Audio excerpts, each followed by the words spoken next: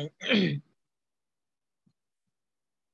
ইস্তিসনা কাকে বলে সেটা আমরা ইস্তিলাহাতের মধ্যে পড়েছি, যে কোনো জিনিস অর্ডার দেওয়া, কোনো জিনিস তৈরি করার জন্য মূলত অর্ডার দেয়া।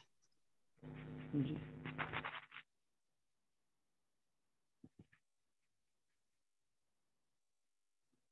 এটা আগে থেকে তৈরিকৃত না, বরং আপনি অর্ডার, ফার্নিচার অর্ডার দিয়ে থাকি, খাবার তোষক অর্ডার দিই, ল্যাপ অর্ডার দিই, এই যে অর্ডার দিয়ে যে জিনিসগুলো বানানো হয় এগুলো সব ইস্তিসনার অন্তর্ভুক্ত। দেখেন, ইদা ক্বালা শাখসুন লিআহাদিন মিন আহলি সনাঈ ইসনা আলী আশ-শাই আল ফুলানিয়া বিকাযা কিরশান, কোন ব্যক্তি যদি লিআহাদিন মিন আহলি সনায়ে, আহলি সনায়ে কাদেরকে বলে? যারা বিভিন্ন জিনিস বানায়, প্রস্তুতকারী, এরকম বিভিন্ন জিনিস প্রস্তুতকারীদের কাউকে বলে ইসনা আলী আশ-শাই আল ফুলানি বিকাযা কিরশান, যে তুমি আমার জন্য অমুক জিনিসটা এত টাকায় বানিয়ে দাও। অকবিলা সনে দালিকা, এবং সেই সানে অর্থাৎ যিনি কাজ করেন, যিনি অর্ডার গ্রহণ করেন, বা যিনি বিভিন্ন জিনিস বানান, মিস্ত্রি, সে যদি সেটা গ্রহণ করে নেয়, ইন আকাদাল বাইউ, তাহলে বাই চুক্তিটা সংগঠিত হয়ে যাবে ইস্তিসনান, ইস্তিসনা হিসাবে। মাসালান, লাউ আরাল মুশতারি রিজলাহু লিখাফফাফিন,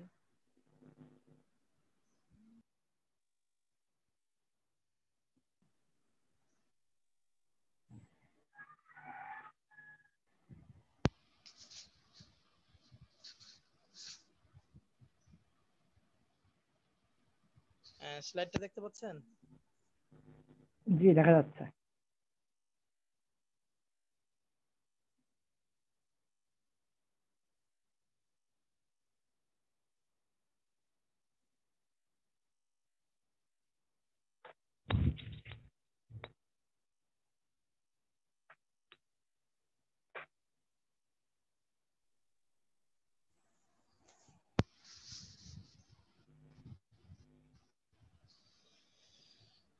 হ্যাঁ, স্লাইডটা দেখতে পাচ্ছেন ওমর ফারুক?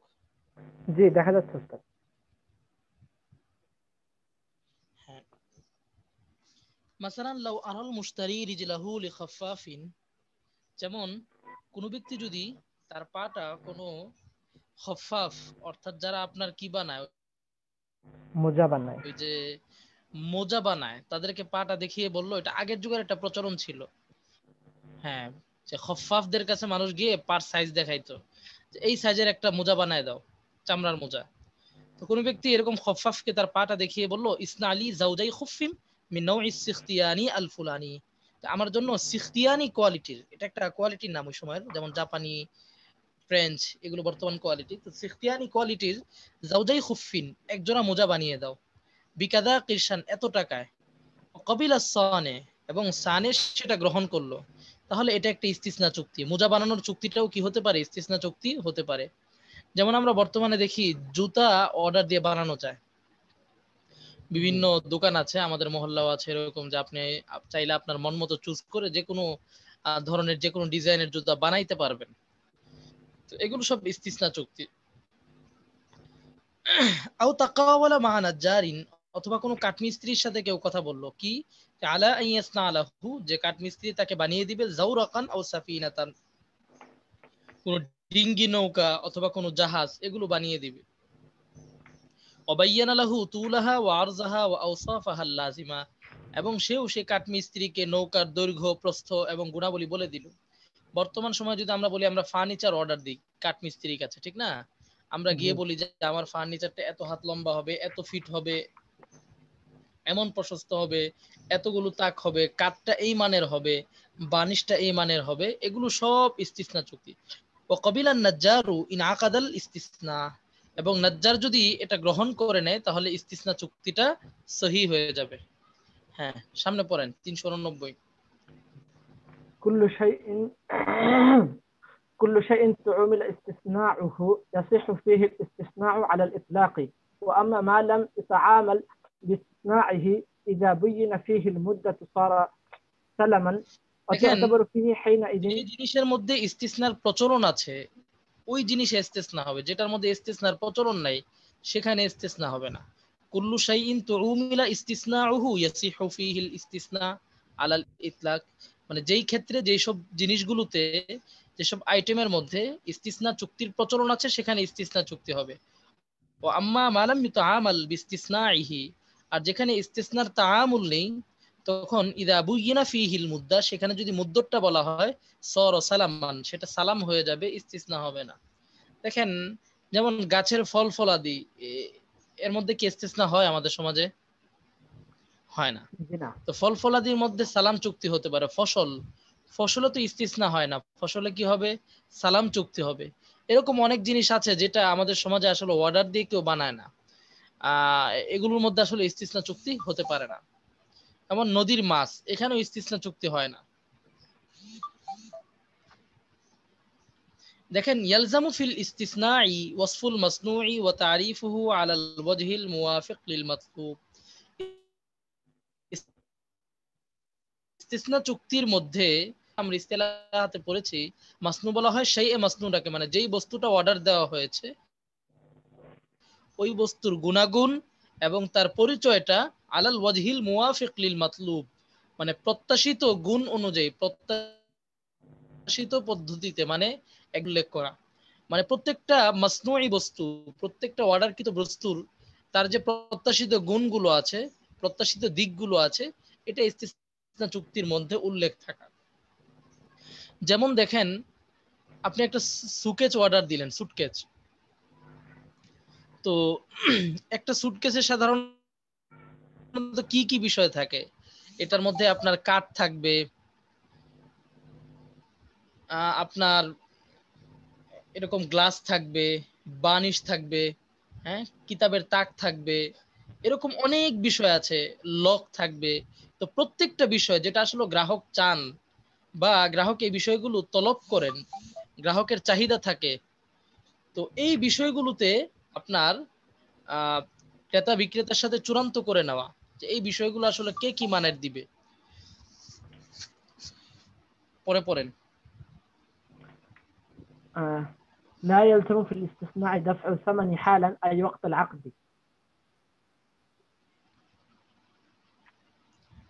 আফওয়ান, এক মিনিট, একটা মেসেজের রিপ্লাই দিতে হবে।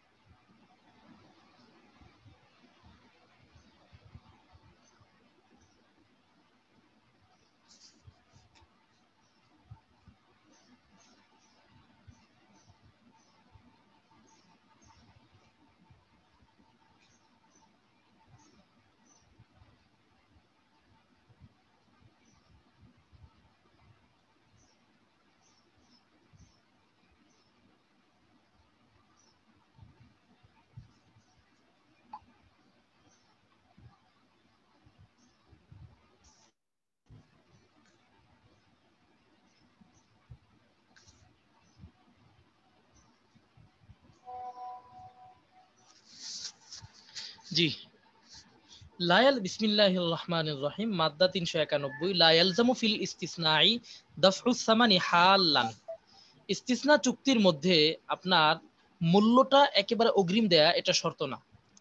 এই বুঝতে পারছেন? কিন্তু পক্ষান্তরে দেখেন সালাম চুক্তির মধ্যে আমরা কি পড়ে আসলাম? মূল্যটা অগ্রিম দিয়ে দেওয়া শর্ত।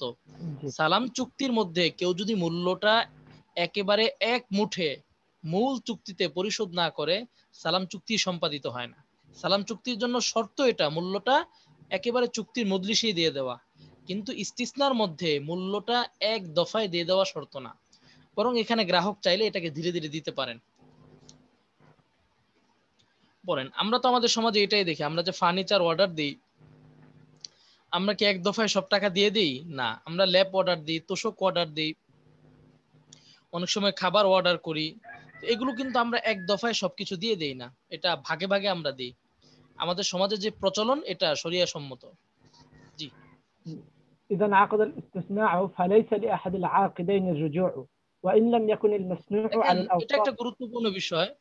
ইস্তিসনা চুক্তি যদি সম্পাদিত হয়ে যায় তাহলে আকিদাইনের কারোই কারো জন্যই এখান থেকে রুজু করার সুযোগ নেই।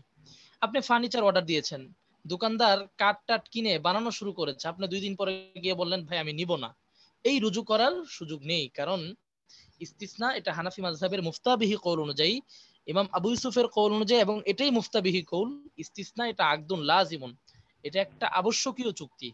এই চুক্তি থেকে সম্পাদিত হওয়ার পর ক্রেতা বিক্রেতা কেউ ফিরে আসতে পারবে না অপরের সম্মতি ছাড়া।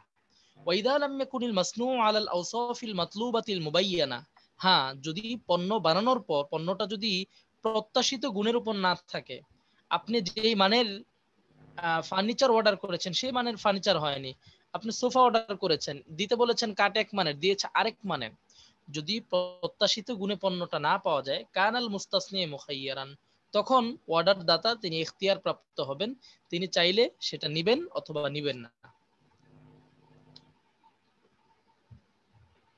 জি। الفصل الخامس في أحكام بيع المريض. مادة 94. إذا باع شخص في مرض موته شيئا من ماله لأحد ورثته فيصير ذلك موقوفا على إجازة سائر الورثة، فإن أجازوا بعد موت المريض ينفذ البيع، وإن لم يجيزوا لا ينفذ. আচ্ছা একটু দেখি দাঁড়ান, এটা কি আমরা পড়বো, এটা খুব দরকার আছে কিনা একটু দেখি আমি।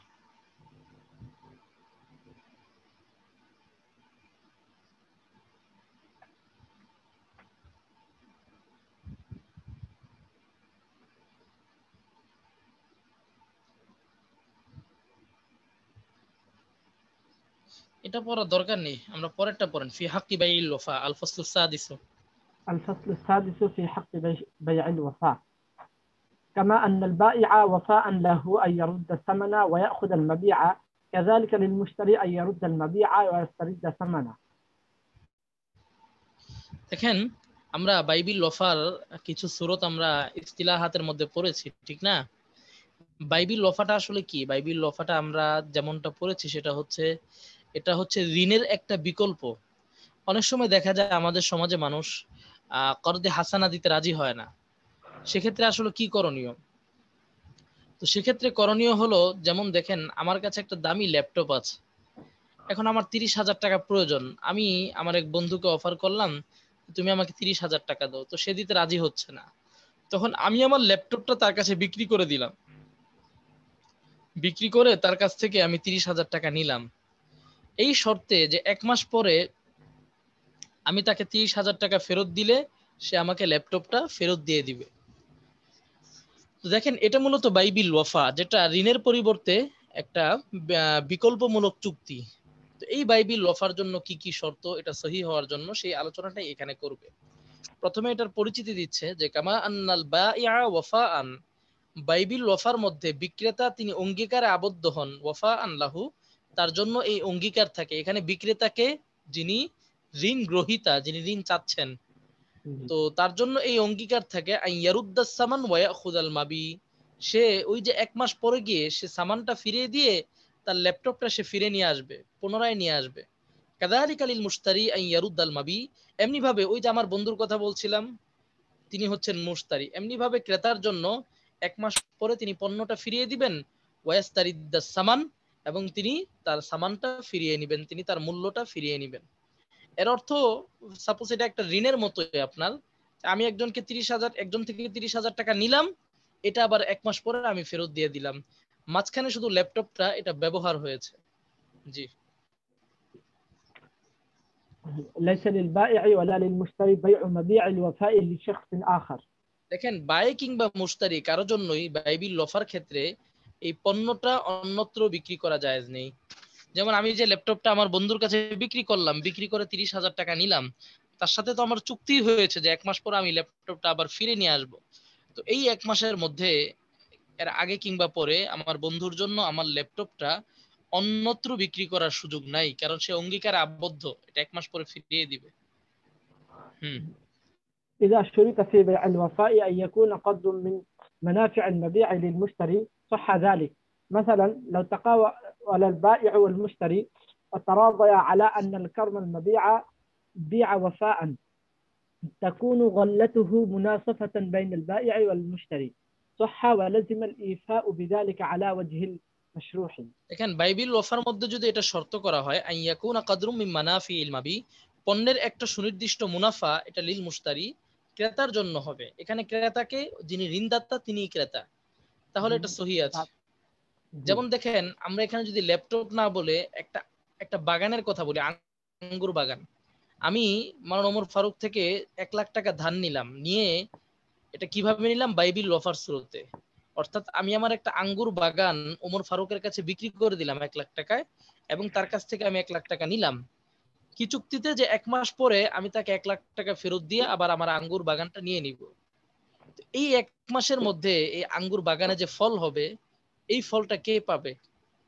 বাধ্যত তো এখানে ওমর ফারুক বাগানের মালিক সেই পাবে, কিন্তু আমরা দুইজন যদি এভাবে চুক্তি করে নেই যে এই 1 মাসে যে ফল হবে, এই ফলটা আমরা দুইজন ভাগাভাগি করে নিব, তাহলে এটা জায়েজ আছে বাইবিল অফার ক্ষেত্রে। দেখেন, লিল মুশতারি সাহহা যালিকা মাসালান লাউ তাকাওয়ালা আল বাইউ ওয়াল মুশতারি, বায় মুশতারি দুইজন যদি এই ব্যাপারে তারা কথাবার্তা বলে নেন, ও তারাজায়া এবং সন্তোষ প্রকাশ করেন, আলা আন্নাল কারমাল মাবি, যে আপনার বিক্রিকৃত ওই আঙ্গুর বাগানটা বিয়া ওয়াফা আন, যেটা আপনার বাইবিল ওয়াফার চুক্তিতে বিক্রি করা হয়েছে, তাকুনু গাল্লাতুহু মুনাসাফাতাম বাইনাল বাঈ ওয়াল মুশতারি, তার গল্লাটা মানে তার আপনার উদ্ধৃত যে ফল, এই ফলটা বায় মুশতারি দুইজনের মাঝে অর্ধার্ধি হারে বন্টন হবে। সহহা ওয়ালাজিমাল ইফা বিযালিক, সহি হয়ে যাবে এবং এই অনুযায়ী সেই বাইবিল লফা বা সেই ওয়াদাটা পূর্ণ করা আবশ্যক হবে, আলাল ওয়াজহিল মাশরু, উল্লেখিত পদ্ধতি অনুযায়ী। হুম। إذا كانت قيمة المال المبيع بالوفاء مساوية للدين وهلك المال في يد المشتري سقط الدين في مقابلته. দেখেন 399 নম্বর ধারা, ইদা কানাত কিমাতুল মালি মাবিই বিল ওয়াফাই মুসাওয়াতান লিদ-দাইন ওয়া হালাকাল মাল ফি ইয়াদিল মুশতারি সাকাতাদ দাইনু ফি মুকাবালাতিহি। দেখেন, যেমন এই সুরতটা সহজে বলে বুঝে নেন, ওই যে ল্যাপটপের যে উদাহরণ দিয়েছিলাম, যে আমার 30,000 টাকা দরকার, তো আমি কারো কাছ থেকে ঋণ চাইলাম, তো তিনি ঋণ দিতে রাজি হলেন না, আমি আমার ল্যাপটপটা তার কাছে সেল করে দিলাম 1 মাসের জন্য, সেল করে আমি তার কাছ থেকে 30,000 টাকা নিলাম। এই 1 মাসের মধ্যে কোনো কারণে যদি ল্যাপটপটা নষ্ট হয়ে যায়, তাহলে দেখতে হবে এখানে ল্যাপটপের দাম কত। যদি এমন হয় ল্যাপটপের দামও 30,000 টাকা, আমি তার কাছ থেকে ঋণও নিয়েছি 30,000 টাকা, তাহলে এটা কাটাকাটি হয়ে যাবে। অর্থাৎ আমার আর তাকে ঋণটা ফেরত দেওয়া লাগবে না, কারণ সে আমার পণ্যটা নষ্ট করে ফেলেছে। এটাই বলছে, ইদা কানাত কিমাতুল মালিল মাবি বিল ওয়াফা, বাইবিল ওয়াফার চুক্তিতে বিক্রিকৃত পণ্যের মূল্যটা এটা যদি মুসাওয়াতান লিদ-দাইনি, ঋণের বরাবর হয়, ওয়াহালাকাল মালু ফি ইয়াদিল মুশতারি, আর সম্পদটা যদি ক্রেতার হাতে অর্থাৎ ঋণদাতার হাতে ধ্বংস হয়ে যায়, সাকাতাদ দাইনু ফি মুকাবালাতিহি, তার বিপরীতে দাইনটা সাকেত হয়ে যাবে। হুম। إذا كانت قيمة المال المبيع ناقصة عن الدين وهلك المبيع في يد المشتري سقط من الدين بقدر قيمته واسترد المشتري الباقي وأخذه من البائع. হুম। এখন দেখেন, এটা হলো ল্যাপটপের দাম হলো আপনার 20,000 টাকা, ঋণ নেওয়া হয়েছে 30,000 টাকা, তাহলে কাটাকাটি কয় টাকা হবে বলেন তো? কাটাকাটি হবে আ- 20,000 30,000 10,000 এখানে 20,000 টাকা কাটাকাটি হয়ে যাবে, আর ঋণদাতা আর শুধু 10,000 10,000 টাকা ফেরত পাবেন। জি বুঝছেন? জি ইদা কানাত কিমাতুল মালিল মাবি, আর যদি বিক্রিকৃত পণ্যটার মূল্যটা নাকিসাতান আনিদ দাইনি, ঋণের তুলনায় কম হয়, ওয়াহালাকাল মাবি ফি ইয়াদিল মুশতারি, আর পণ্যটা যদি ক্রেতার হাতে হালাক হয়ে যায়, সাকাতা মিনাদ দাইনি বিকদরি কিমাতিহি, তখন দাইন থেকে ওই পরিমাণ টাকা সাকেত হয়ে যাবে। ওয়াস্তারাদ্দাল মুশতারি আল বাকি, আর ক্রেতা অর্থাৎ ঋণদাতা বাকি টাকা ঋণ গ্রহীতা থেকে ফিরিয়ে নেবেন। ওয়াখাযাহু মিনাল বায়। إذا كانت قيمة المال المبيع وفاء زائدة على مقدار الدين وهلك المبيع في يد المشتري سقط من قيمته قدر ما يقابل الدين وضمن المشتري الزيادة إن كان هلاكه بالتعدي وأما إن كان بلا تعد এখানে যে فلا সুরতটা يلزم. বলছে সেটা হচ্ছে, আপনার ঋণ নিয়েছেন 30,000 টাকা, কিন্তু ল্যাপটপের দাম হচ্ছে আপনার 40,000 টাকা, তাহলে এখানে কি হবে সহজেই বুঝতে পারতেছেন, 30,000 টাকা কাটাকাটি হবে, আর ঋণ গ্রহীতা ওই ঋণদাতা থেকে আর 10,000 টাকা নিয়ে নেবেন। ইজা কানাত কিমাতুল মালিল মাবি, আর যদি বিক্রিকৃত পণ্যটার মূল্যটা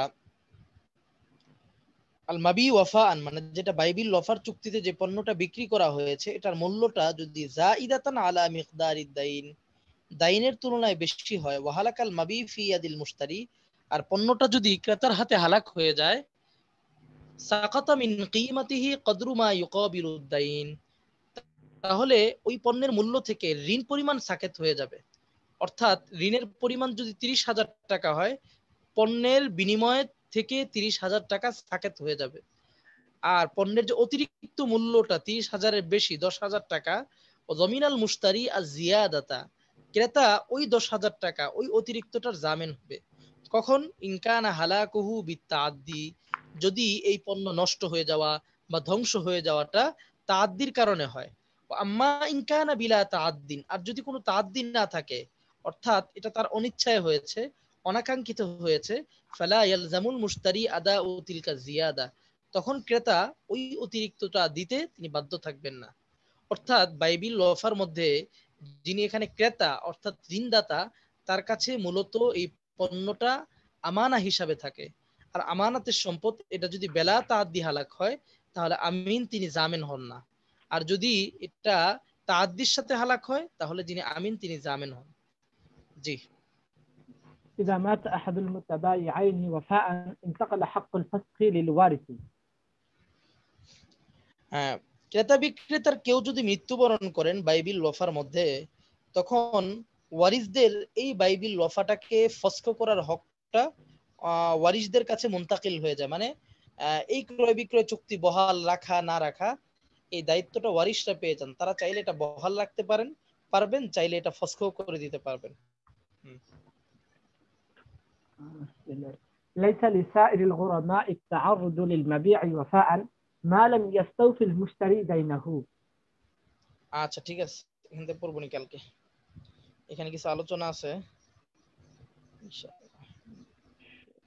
মাজাল্লার এই অংশটা কে কে লিখে শেষ করেছেন এই বিষয়টা ইনশাআল্লাহ কালকে এই মাদ্রাসা সহ আলোচনা করব। আমাদের সময় শেষ।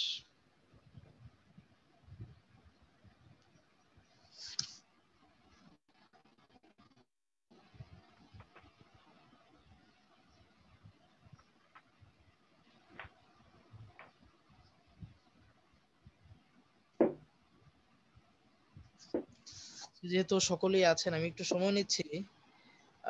আমরা গতকালকে মুতালা দর্সের বিষয়ে ঘোষণা হয়েছিল, আমি বলেছিলাম, এরপরও আপনারা অনেকে হয়তো ছিলেন না, স্মরণ ছিল না, তো আমি একটু বলে দিচ্ছি। গতকালকেও বলেছি ওই দর্সে যে আপনারা প্রত্যেকেই আদ-দুরুল মুখতারের কিতাবুত তালাকটা খুব ভালোভাবে মোতালা করবেন, এবং মোতালার ক্ষেত্রে কোনো সমস্যা হলে বা যে কোনো আপডেট কতটুকু মোতালা করেছেন সেটা আমাদের এই গ্রুপে জানাবেন ইনশাআল্লাহ।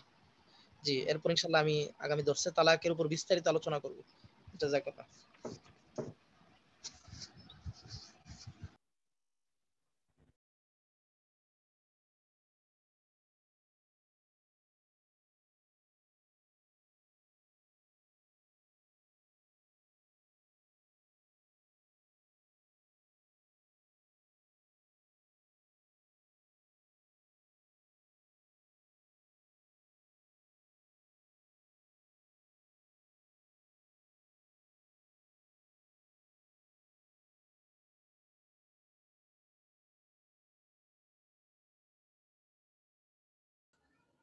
আসসালামু আলাইকুম।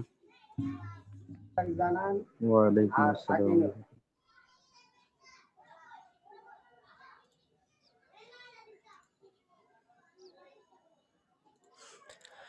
আচ্ছা, কতটুকু হয়েছিল?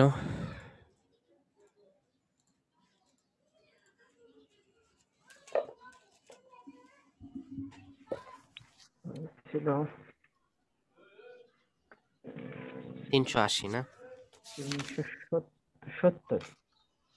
70, হ্যাঁ।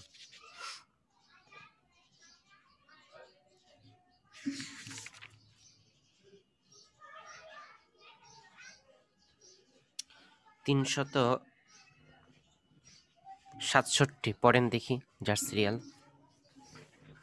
সেটা তো সিরিয়াল ছিল ওই তাহিয়া মাদানি ভাই, উনি নেই ক্লাসে। ও, তাহলে কে বলবে? উনি মানে যিনি না থাকে ওনার আরেকজনকে দায়িত্ব দিয়ে যায় না যে আপনি আমার দায়িত্ব পালন করেন, আমি আপনার দিন দায়িত্ব পালন করবো এই সিস্টেমে। এটা বলা হয়েছে, সবাই দেখা যায় এমনটি করে না, কেউ কেউ হয়তো ওটা এমন করে।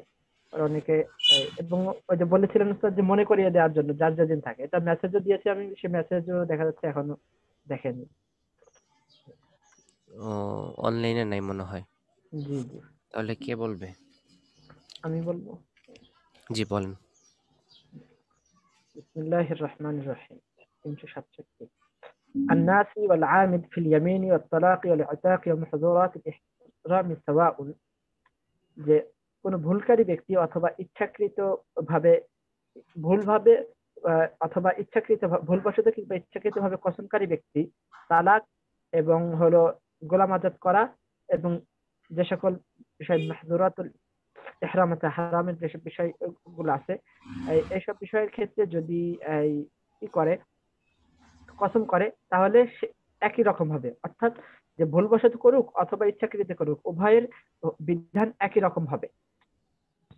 এর উদাহরণ বলা হয়েছিল যে যেমন কোন ব্যক্তি তার স্ত্রীকে তালাক দিল, তো এই তালাক দেওয়ার ক্ষেত্রে সে যদি কসম করে, তো এই কসমটা সে করার পরে যদি এই দাবি করে যে আমি আসলে ভুলবশত করেছিলাম কসমটি, সেখানে এই ধর্তব্য হবে যে ভুলবশত হলেও তার কসম সেটা, অর্থাৎ কসম যেটা আল্লাহর নামে করা বৈধ, সেটাই ধর্তব্য হবে। কারণ ইচ্ছাকৃত করা হোক অথবা ভুলবশত করা হোক, তালাকের ক্ষেত্রে এই কসমটা সেটা কার্যকর হয়। অনুরূপভাবে যে গোলাম আজাদ করার ক্ষেত্রে, কোনো গোলামকে সে আজাদ করার ব্যাপারে কসম করেছে, এই ক্ষেত্রে সে যদিও বলে যে আমি আসলে ভুলবশত এটা কসমটি করেছিলাম, তবুও সেটাও একই হুকুম হবে। অর্থাৎ ইচ্ছাকৃত ভাবে কসম করলে যে বিধান হতো, সে ভুলবশত করার দ্বারাও একই বিধান হবে।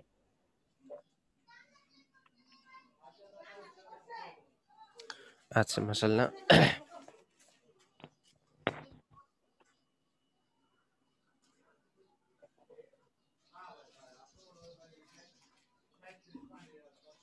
তিনশো আশি, 370 সবাই বলেন দেখি।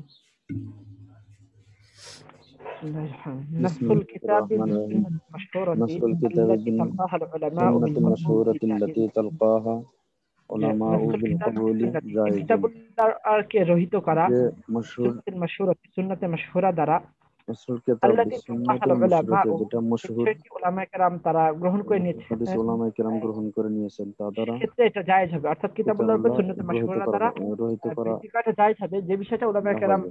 গ্রহণ করে নিয়েছেন। যেমন এর উদাহরণে বলা হয়েছিল যে মুজার উপর মাসেহ করার বিষয়টি, এটি যে কোরআনে বর্ণিত হয়নি, কিন্তু হাদিসে পাওয়া এই গেছে। এই বিষয়টি এই বর্ধিত করা এটা এই জন্য জায়েজ হবে, কারণ এটির পক্ষে এত পরিমাণে হাদিস বর্ণিত হয়েছে এবং সেগুলো উলামায়ে কেরাম গ্রহণ করে নিয়েছেন। সুতরাং এখানে যে মুজার উপর মাসেহ করার বিষয়টি, যে কিতাবুল্লাহর উপর যদিও সুন্নতে মাশহুরা দ্বারা বৃদ্ধি করা হচ্ছে, এটা জায়েজ হবে, কারণ এটার পক্ষে মশহুর অনেক দ্বারা হাদিস রয়েছে এবং উলামায়ে কেরাম এটিকে গ্রহণ করে নিয়েছেন।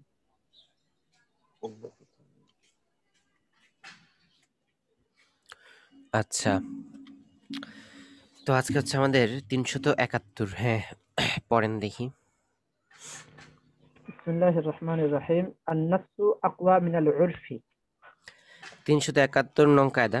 আন-নাসসু আকওয়া মিনাল উরফি। আন-নাসসু, নাস মানে কি?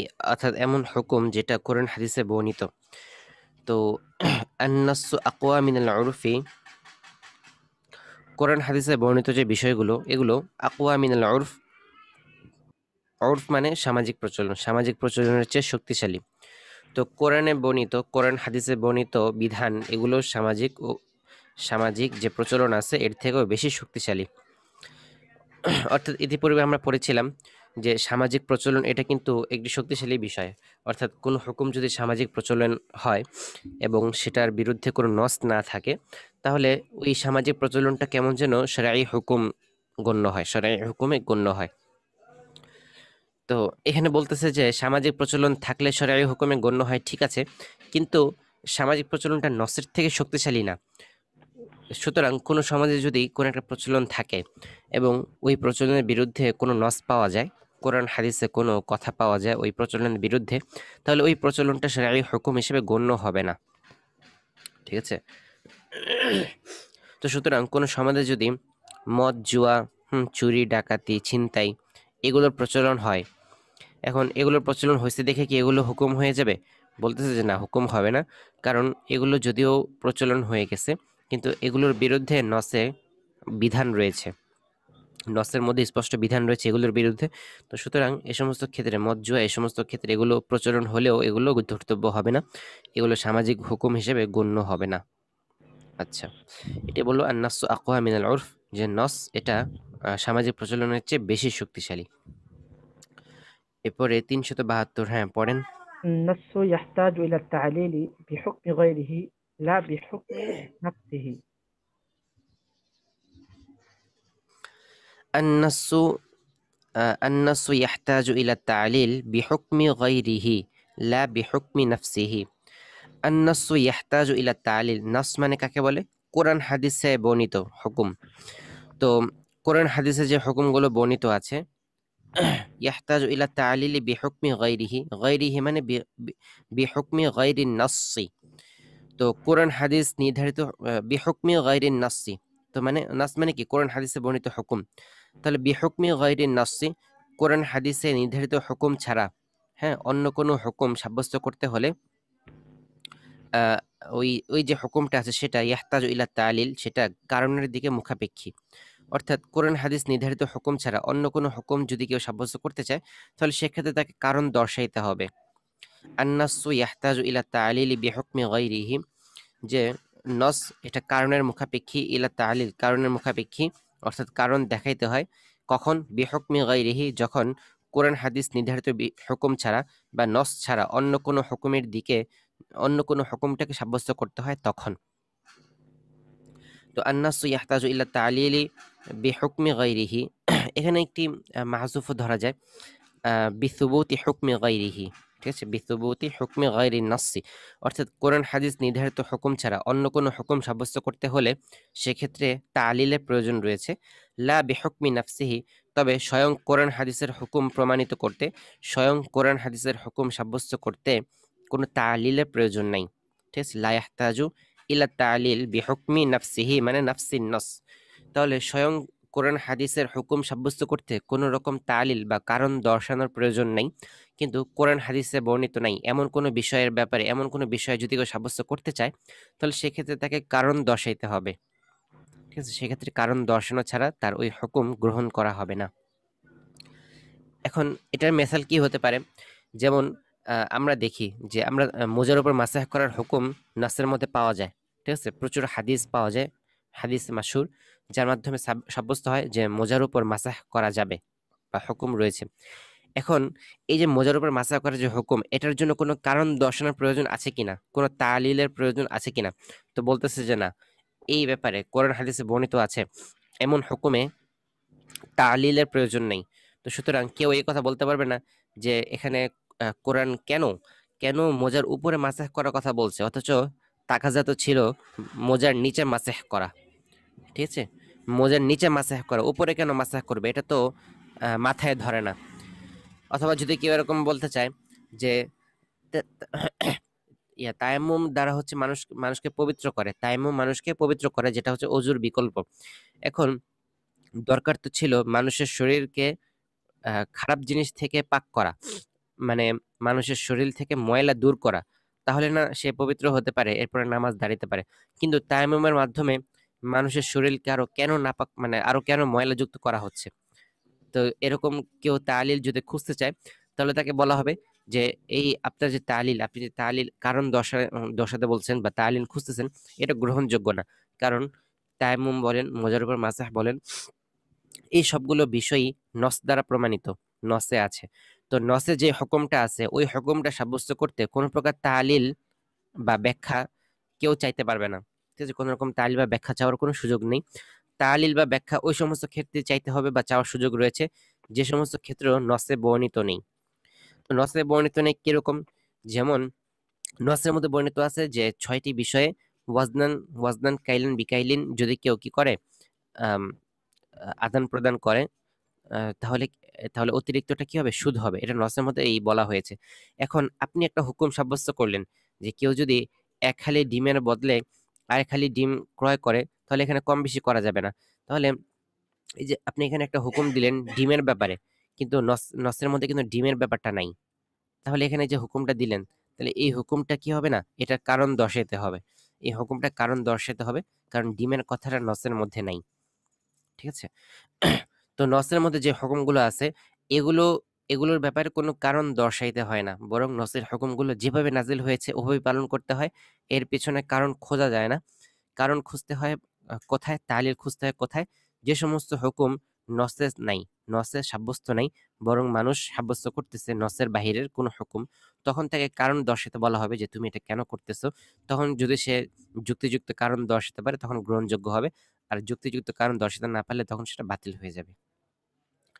এরপরে ৩৭৩ নং কায়দা, আন-নি'মাতু বিকদরি নাকমাতি ওয়ান নাকমাতু বিকদরি নি'মাতি। আন-নি'মাতু নিয়ামত মানে কি? বিনিময়, নিয়ামত। তো এটা এখানে বিনিময় উদ্দেশ্য, অর্থাৎ কাজের বিনিময়। আন-নি'মাতু বিনিময়, বিকদরি নাকমাতি পরিশ্রমের, ঠিক আছে? আন-নি'মাতু বিকদরি নাকমাতি বিনিময় দেওয়া হবে পরিশ্রমের উপর ভিত্তি করে। বিনিময়ে দেয়া হবে, আন-নি'মাতু বিনিময়ে সাব্যস্ত হবে, বিকদরি নাকমাতি পরিশ্রম পরিমাণ। যতটুকু পরিশ্রম ততটুকু বিনিময়।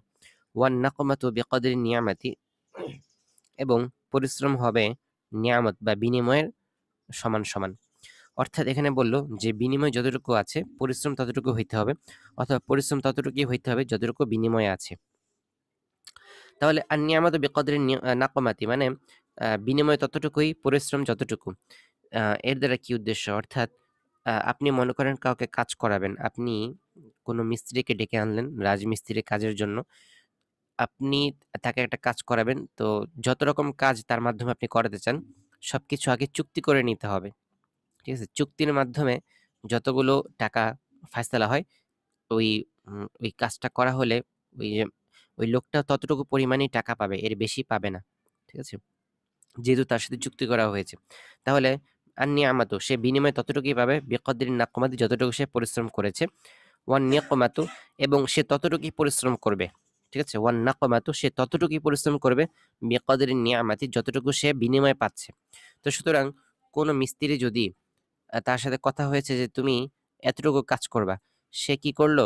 এই বেশি টাকার আশায় একটু বেশি কাজ করলো। তো বলা হবে যে না, এখানে তোমার জন্য হুকুম ছিল তোমার জন্য যতটুকু চুক্তি হয়েছে ততটুকুই কাজ করার। এখন তুমি যে এক্সট্রা কাজটা করলা এটার দায় মালিকের উপর না। তো সুতরাং এই এক্সট্রা কাজের কোনো বিনিময় তুমি পাবা না। ঠিক আছে? তাহলে এই যে বিনিময়ে মানে বিনিময়টা কি হিসেবে নির্ধারণ হবে? বিনিময়টা নির্ধারণ হবে চুক্তির হিসেবে, অর্থাৎ পরিশ্রম হিসেবে যতটুকু তার সাথে পরিশ্রমের চুক্তি রয়েছে ততটুকু হিসেবে তাকে বিনিময় দিতে হবে। যদি চুক্তির বেশি সে কাজ করে তাহলে এর দ্বারা সে বিনিময়ে তাগাদা করতে পারবে না। এটাই বলল। আচ্ছা, এরপরে ৩৭৪ নং কায়দা, আন-নাফাকাতু সিলাতুন ফালা ইউস্তাহকামুল উজুব ফিহা ইল্লা বিল কদা। নাফাকা মানে কি? ব্যয়ভার বহন করা। নফকা মানে কারো খরচ বহন করা। ঠিক আছে? কারো খরচ বা ব্যয়ভার বহন করা। আন-নাফাকাতু সিলাতুন কারো ব্যয়ভার বহন করাটা, সিলাতুন এটি একটি সম্পর্কের ভিত্তিতে হয়। কারো ব্যয়ভার বহন করাটা সম্পর্কের ভিত্তিতে সাব্যস্ত হয়। ফালা ইউস্তাহকামু আল উজুব। তো সুতরাং ফালা ইউস্তাহকামু ফায়সালা দেয়া যাবে না আল উজুব ওয়াজিব হওয়ার ব্যাপারে, মানে উজুবুন নাফাকা, নাফাকা ওয়াজিব হওয়ার ফায়সালা দেওয়া যাবে না। ফিহা মানে ফিন নাফাকা। তো নাফাকার ক্ষেত্রে ওয়াজিব হওয়ার ফায়সালা দেওয়া যাবে না। কখন দেওয়া যাবে? ইল্লা বিল কদাই শুধুমাত্র কাজীর ফায়সালার মাধ্যমেই। তো নাফাকা এটা কিন্তু যে কারো উপর যে কোনো সময় ওয়াজিব হয় না। নাফাকা কখন কার উপর ওয়াজিব হয়? শুধুমাত্র সম্পর্কের ভিত্তিতে নাফাকা ওয়াজিব হয়। আপনি একটা মেয়েকে বিয়ে করলেন, তার সাথে আপনার সম্পর্ক ছিল না, সম্পর্ক তৈরি হইল বিয়ের মাধ্যমে। এই যে বিয়ের মাধ্যমে সম্পর্ক তৈরি হইল, এখন হচ্ছে আপনার উপর দায়িত্ব তার নাফকা, তার ব্যয়ভার বহন করা আপনার দায়িত্বে। কিন্তু এর আগে কিন্তু ছিল না, কারণ এর আগে আপনাদের দুজনের মাঝে সিলাহ ছিল না। এখন যেহেতু সিলাহ পাওয়া গেছে সুতরাং নাফকাও পাওয়া যাবে। তেমনিভাবে সন্তান জন্ম হওয়ার পরে তার নাফকার দায়িত্ব কার উপর? বাবা মার উপর। যেহেতু একটি সম্পর্ক তৈরি হয়ে গেছে সুতরাং তখন এই সম্পর্কের উপর ভিত্তি করে নাফকা চলে আসে। হুট করে কারোর সাথে কারো উপর কোনো নাফকা সাব্যস্ত করে দেওয়া যায় না। আপনি রাস্তা থেকে একজন মানুষকে ডেকে বলতে পারেন না যে আমার নাফকা আপনার দায়িত্বে, সুতরাং আমাকে খাওয়ান। এটা বলার অধিকার নেই। তো নাফকা যেটা আসে এটা কিসের ভিত্তিতে আসে? সম্পর্কের ভিত্তিতে আসে। তো সুতরাং ফালা ইউস্তাহকামুল উজুব ফিহা, এই সমস্ত ক্ষেত্রে ওয়াজিব হওয়ার ফয়সালা দেওয়া যাবে না। কারো কোনো মানুষের সাথে কোনো মানুষের ঝগড়া হয়েছে, বাস তাকে তার নফকার দায়িত্ব চাপিয়ে দেওয়া যাবে না। ঠিক আছে? যদি এমন হয় যে একজন মহিলা পুরুষের ব্যাপারে দাবি করতেছে বা বিচার দিয়েছে যে এই পুরুষের উপর আমার নাফকার দায়িত্ব, অর্থাৎ আমার নাফকা এই পুরুষের পালন করার দায়িত্ব, কিন্তু সে আমাকে দিচ্ছে না। ঠিক আছে? তখন তাকে বিচারকের দরবারে নেওয়া হবে। এরপরে বিচারক দেখবেন যে তাদের মধ্যে কোনো সম্পর্ক আছে কিনা, কোনো সিলাহ পাওয়া যায় কিনা। বিচারক যদি কোনো সিলাহ পান, কোনো সম্পর্ক পান, তাহলে নাফকার হুকুম দিবেন, নাফকার ফয়সালা দিবেন, অন্যথায় নাফকার ফয়সালা হবে না। এটাই বলল আন্নাফকাতু সিলাতুন, যে নফকা বা ব্যয়ভার বহন করা এটি সম্পর্কের ভিত্তিতেই হয়। ফালা ইউস্তাহকামুল উজুব, সুতরাং যত্রতত্র নফকা ওয়াজিব হওয়ার ফয়সালা দেয়া যাবে না। ইল্লা বিল কদাই, তবে শুধুমাত্র কাজীর ফয়সালার মাধ্যমেই নাফকার ফয়সালাটা দেওয়া যাবে। কাজী সাহেব তিনি যথাযথ বিচার করে যদি দেখেন যে বাস্তবে নফকার যোগ্য সিলাহ রয়েছে, তাহলে কাজী সাহেব নফকার ফয়সালা দিবেন। এবং কারো উপর নফকাটা ওয়াজিব হবে কখন? যখন কাজী ফয়সালা দিবেন তখন। অন্য নর্মাল কোনো মানুষ ফয়সালা দিয়েছে যে তুমি নফকা দিবা, তুমি আমার ভরণ পোষণ করবা, এরকম অন্য যে কোনো সাধারণ মানুষ বললেই নফকা ওয়াজিব হয়ে যায় না, বরং কাজীর ফয়সালার মাধ্যমেই নফকা ওয়াজিব হয় ওই সমস্ত ক্ষেত্রে, যে সমস্ত ক্ষেত্রে ঝামেলা রয়েছে। ঠিক আছে? আচ্ছা, এই গেল 374। 375 নং কায়দা, আন নাকদু লা ইয়াতাআইয়ানু ফিল মুআওয়াদাত। আন নাকদু লা ইয়াতাআইয়ানু ইল্লা ফিল মুআওয়াদাত, এই কায়দাটা এত বেশি ব্যাপক যে আপনারা মানে প্রত্যেকটা সময় অনুভব করবেন। ঠিক আছে? দিনে একাধিকবার আপনারা এই কায়দার মুখোমুখি হতে পারেন। এই কায়দাটা খুবই ব্যাপক এবং আমাদের দৈনন্দিন প্রচুর দেখবেন যে কাজে লাগতেছে। আর নাকদু লা ইয়াতাআইয়ানু ফিল মুআওয়াদাত, নাকদ মানে কি? মুদ্রা বা টাকা পয়সা, লা ইয়াতাআইয়ানু নির্ধারিত হয় না, ফিল মুআওয়াদাত বেচাকেনা লেনদেনের ক্ষেত্রে। বেচাকেনা এবং লেনদেনের ক্ষেত্রে মুদ্রা এটা নির্ধারিত হয় না। বেচাকেনা লেনদেনের ক্ষেত্রে মুদ্রা এটা মানে মুআওয়াজাতের যতগুলো তরিকা আছে, হ্যাঁ, যত রকম লেনদেন আছে, যত রকম বেচাকেনা আছে, এই সমস্ত বেচাকেনা বা সমস্ত লেনদেনের ক্ষেত্রে মুদ্রাটা নির্ধারিত হয় না। যেমন যেমন আপনার কাছে কেউ ১০০ টাকা আমানত রাখলো, টাকাটা মনে করেন নতুন ছিল। এখন সে যে ১০০ টাকা আপনার কাছে আমানত রাখছে, তাকে যে আপনি আমানতটা আদায় করবেন, হ্যাঁ, পরবর্তীতে তাকে দিবেন, ওই সেম ১০০ টাকা যে নোটটা আপনাকে সে দিছে এইটাই দিতে হবে এমন কোনো হুকুম নাই। বরং আপনি অন্য কোনো ১০০ টাকা তাকে দিতে পারেন। জাস্ট তার ওই সংখ্যাটা হইলেই হইল। ঠিক আছে? তাহলে সে যে আপনার কাছে আমানত রাখলো, এই আমানত রাখার দ্বারা এই টাকাটা নির্ধারিত হয়ে যাবে না। মানে সংখ্যা নির্ধারিত থাকবে, কিন্তু এই মুদ্রাটা নির্ধারিত হবে না যে আপনাকে এই ১০০ টাকাই দেওয়া লাগবে। ঠিক আছে? অথবা আপনি মনে করেন কাউকে বললেন যে তুমি পরীক্ষায় পাশ করো, আমি তোমাকে তাকে একটি ৫০০ টাকার নোট দেখালেন, তুমি পরীক্ষায় পাশ করো, তাহলে আমি তোমাকে এই ৫০০ টাকার নোটটা তোমাকে হাদিয়া দিব। এখন আপনি যে তাকে বললেন আপনি তাকে এই নোটটা দিবেন, এই নোট বলার কারণে আপনার হাতে যে নোটটা এইটাই নির্ধারিত হবে না, বরং সংখ্যাটা নির্ধারিত হবে। আপনি অন্য যে কোনো ৫০০ টাকার নোট দিলেও আপনার এই হুকুমটা, আপনার যে এটা আদায় হয়ে যাবে। ঠিক আছে? আপনার ওয়াদাটা আদায় হয়ে যাবে। তো এরকম আরকি, যেকোনো মানে টাকা পয়সা কি হয় না? কখনো নির্ধারিত হয় না। শুধু সংখ্যাটা নির্ধারিত হয়। টাকা পয়সা এটা নির্ধারিত হয় না। বরং আ আ মানুষের কাছ থেকে টাকা নিয়ে তাকে যেকোনো টাকা দিয়ে যদি তাকে আদায় করে দেওয়া হয়, তাহলে সেটা আদায় হয়ে যায়। তো এই আরকি মূলত আমাদের মাসালাটা। এটাই বলল আন-নাকদু লা ইয়াতাআইয়ানু ফিল মুআওয়াজাত, যে বেচাকেনা বা লেনদেনের ক্ষেত্রে মুদ্রা বা টাকা এটা নির্ধারিত হয় না। ঠিক আছে, এতটুকু থাকলো। সময় তো কম।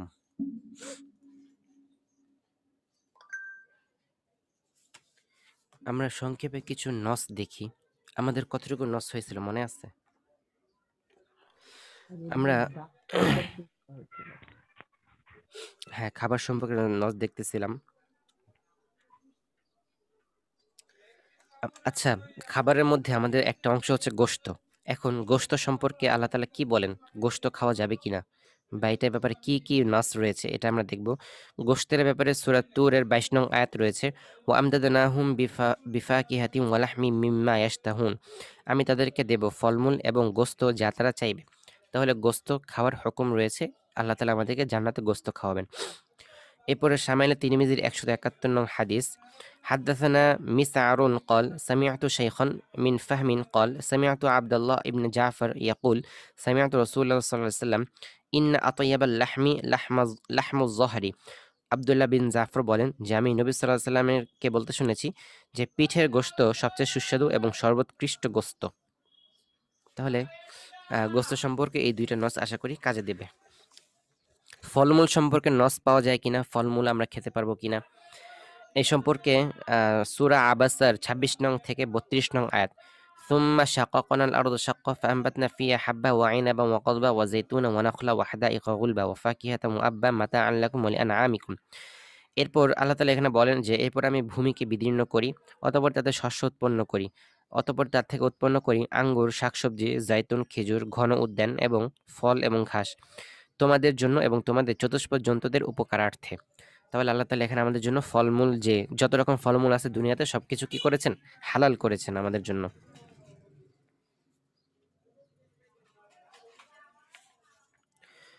আচ্ছা, খেজুরের ফজিলত কি হতে পারে এ ব্যাপারে শামাইল তিরমিজির 197 নং হাদিস আন আব্দুল্লাহ قال كان النبي صلى الله عليه وسلم يأكل القثاء بالرطب। হযরত আব্দুল্লাহ ইবনে জাফর বলেন যে নবী সাল্লাল্লাহু আলাইহি সাল্লাম খেজুরের সাথে শসা খেতেন। তাহলে খেজুর হুজুর সাল্লাল্লাহু আলাইহি সাল্লাম খুবই পছন্দ করতেন। খেজুর সম্পর্কে আরেকটি হাদিস শামাইল তিরমিজির 198 عن عائشة أن النبي صلى الله عليه وسلم كان يأكل البطيخ بالرطب। হযরত আয়েশা বলেন যে নবী সাল্লাল্লাহু আলাইহি সাল্লাম টাটকা খেজুর দিয়ে তরমুজ খেতেন। ঠিক আছে, তাহলে খেজুর দিয়ে শসা, খেজুর দিয়ে তরমুজ এগুলো খাওয়া যায়। বলেন ওদিক দিয়ে আসে। আচ্ছা, তাহলে আমরা দুটো হাদিস দেখলাম খেজুরের ব্যাপারে।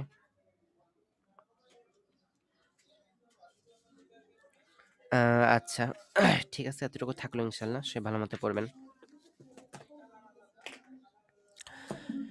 এখন হচ্ছে আপনারা হাজিরা দেন। 1 لبيك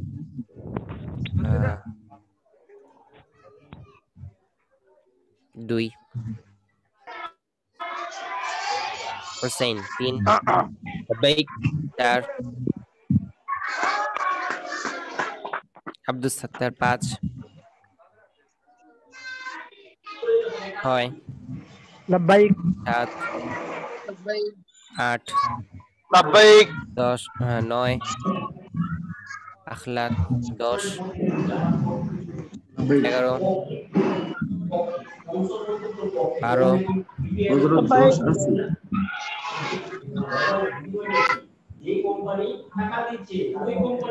12 لبيك 13। لبيك আপনারা তো ক্লাসে মানে প্রথম ক্লাসে থাকেন না। প্রথম ক্লাসে হুজুর এসে অনেক মন খারাপ করেন যে আপনারা কেউ থাকেন না, সবাই শুধু হাজিরার সময় উপস্থিত থাকে। এটা খুবই মুশকিল, তো এরকম চলতে থাকলে একটু ঠিক হন। তিনজন ছিল প্রথমে, 3-4 জন। মাত্র 3 জন ছিল আর এখন দেখেন কতজন চলে আসছে। এটা কিরকম হইলো? এবারত পড়ার মানুষও আজকে নাই। এমন হলে তো মুশকিল। বছর শেষে আইসা একটু বেশি গুরুত্ব দেই সবাই, আমরা সময়ের সাথে সাথে চলে আসবো, যেন হুজুরের অপেক্ষায় না থাকেন। জি, আসসালামু আলাইকুম।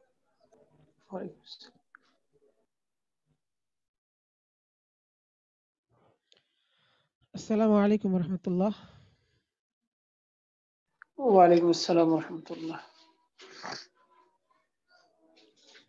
আচ্ছা, পড়া শোনান দেখি কতটুকু পড়া হয়েছে।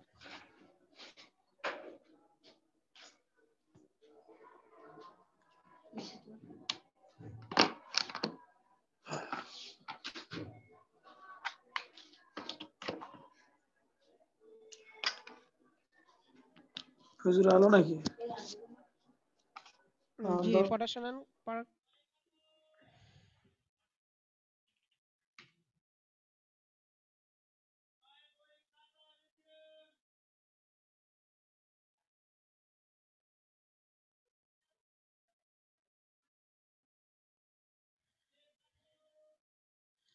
নির্দিষ্ট নাহলে সবাই শোনাতে হবে, সবাই শোনালে সমস্যা নেই।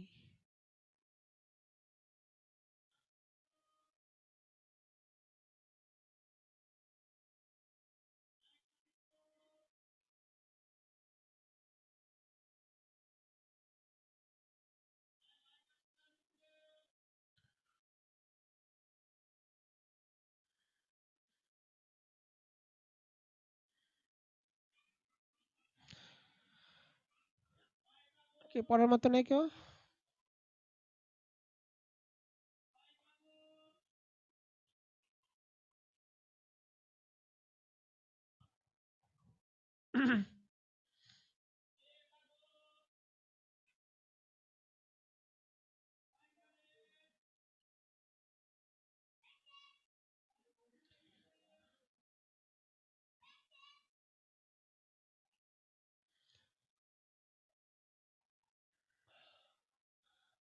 কথা কি বোঝা যাচ্ছে? কথা শোনা যায়? আসসালামু আলাইকুম। ওয়ালাইকুম আসসালাম। উস্তাদ, আমি অমর ভাই বলছিলাম। আমার একটু এই মোবাইলের চার্জের সমস্যা হচ্ছে, তো মোবাইল হয়তো বন্ধ হয়ে যাবে।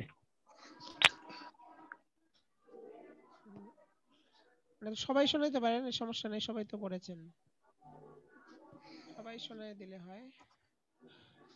আচ্ছা, সামনে আবার পারেন।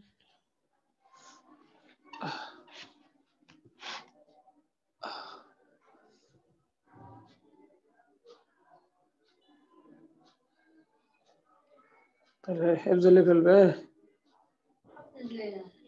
ওকে কি অবস্থা? আরো তোমাদের মধ্যে সবচেয়ে মনে হচ্ছে আলো আরো পাতলায়।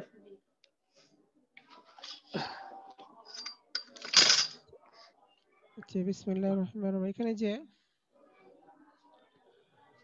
দুইটা কৌল দেখানো হলো, ইমাম আবু হানিফা রাহমাতুল্লাহ আলাইহি এবং সাহাবাদের মাঝে যে ইখতিলাফ দেখানো হয়েছে। এত ধীরে লাগে। এই ক্ষেত্রে ঘাসের ব্যাপারে এবং কথা গিয়েছে, আর নাজাসাতের ব্যাপারে। নাজাসাতুল আওরাস ইমাম আবু হানিফা রাহমাতুল্লাহ নিকটে নাজাসাত গালিজা,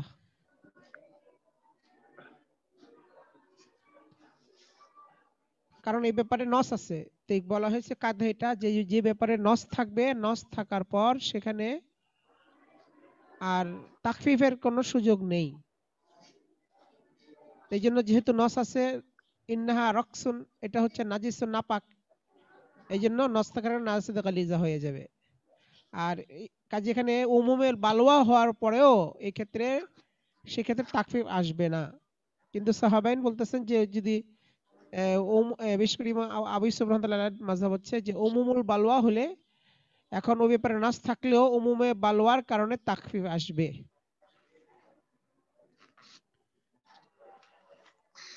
এই জন্য মুতাক্ষিনদের মধ্যে এই দোনো মাযহাবকে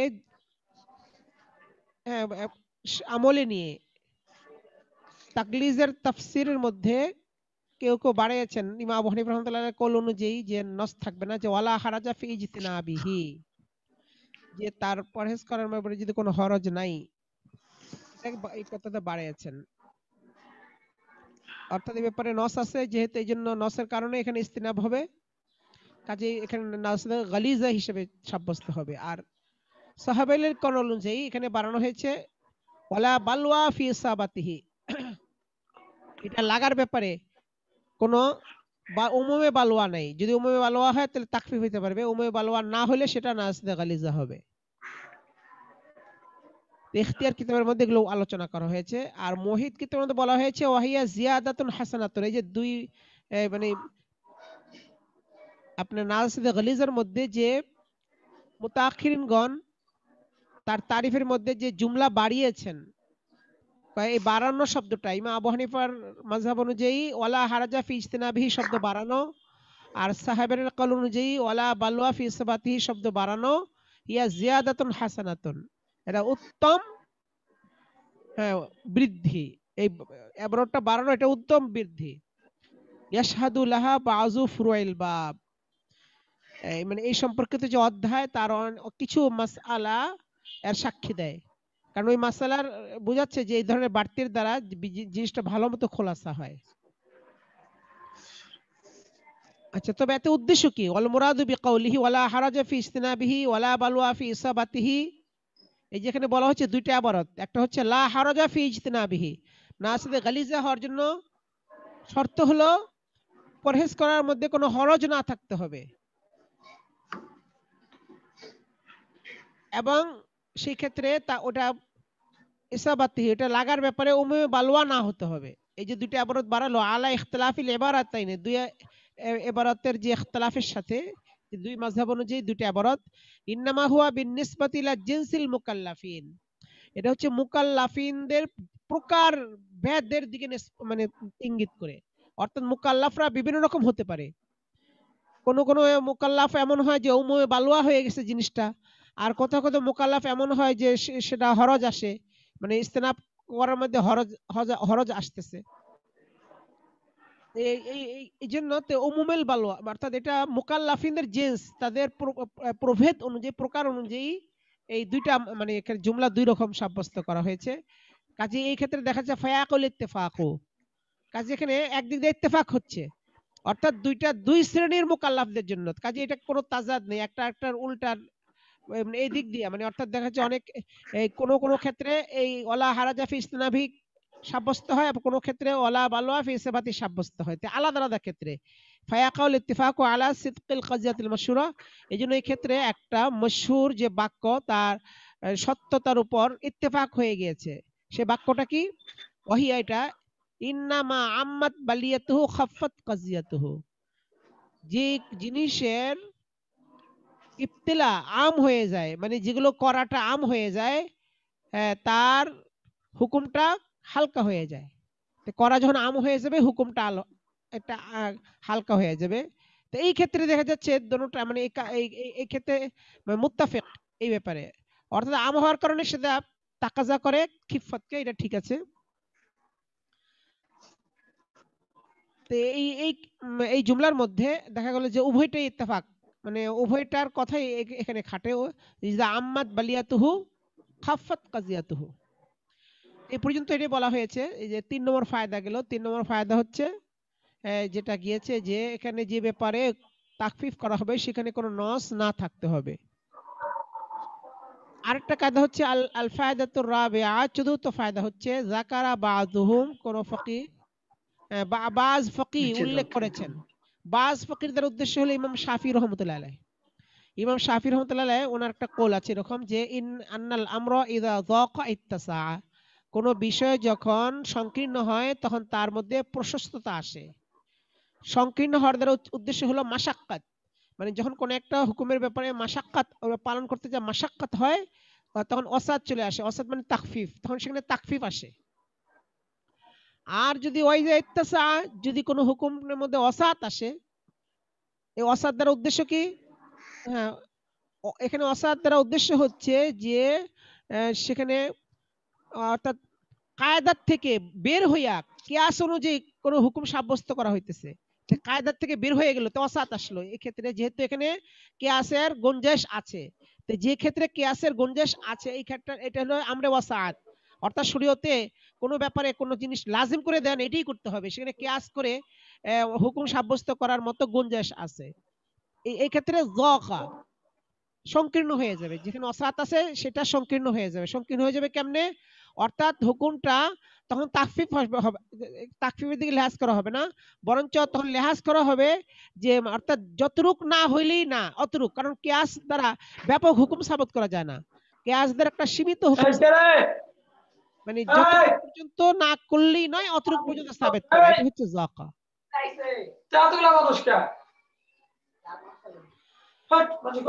এখানে দুইটা বিষয়,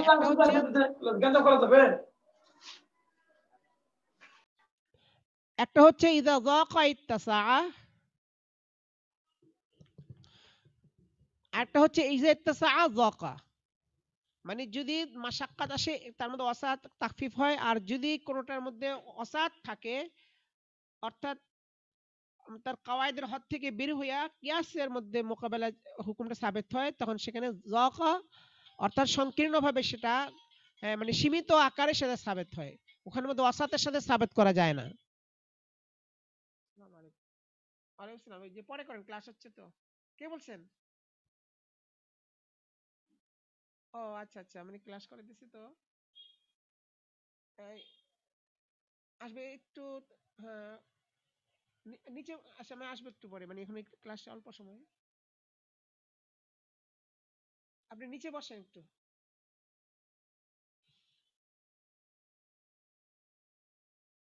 হ্যাঁ, আচ্ছা আমি আসতেছি, একটু বসেন, আসতেছি।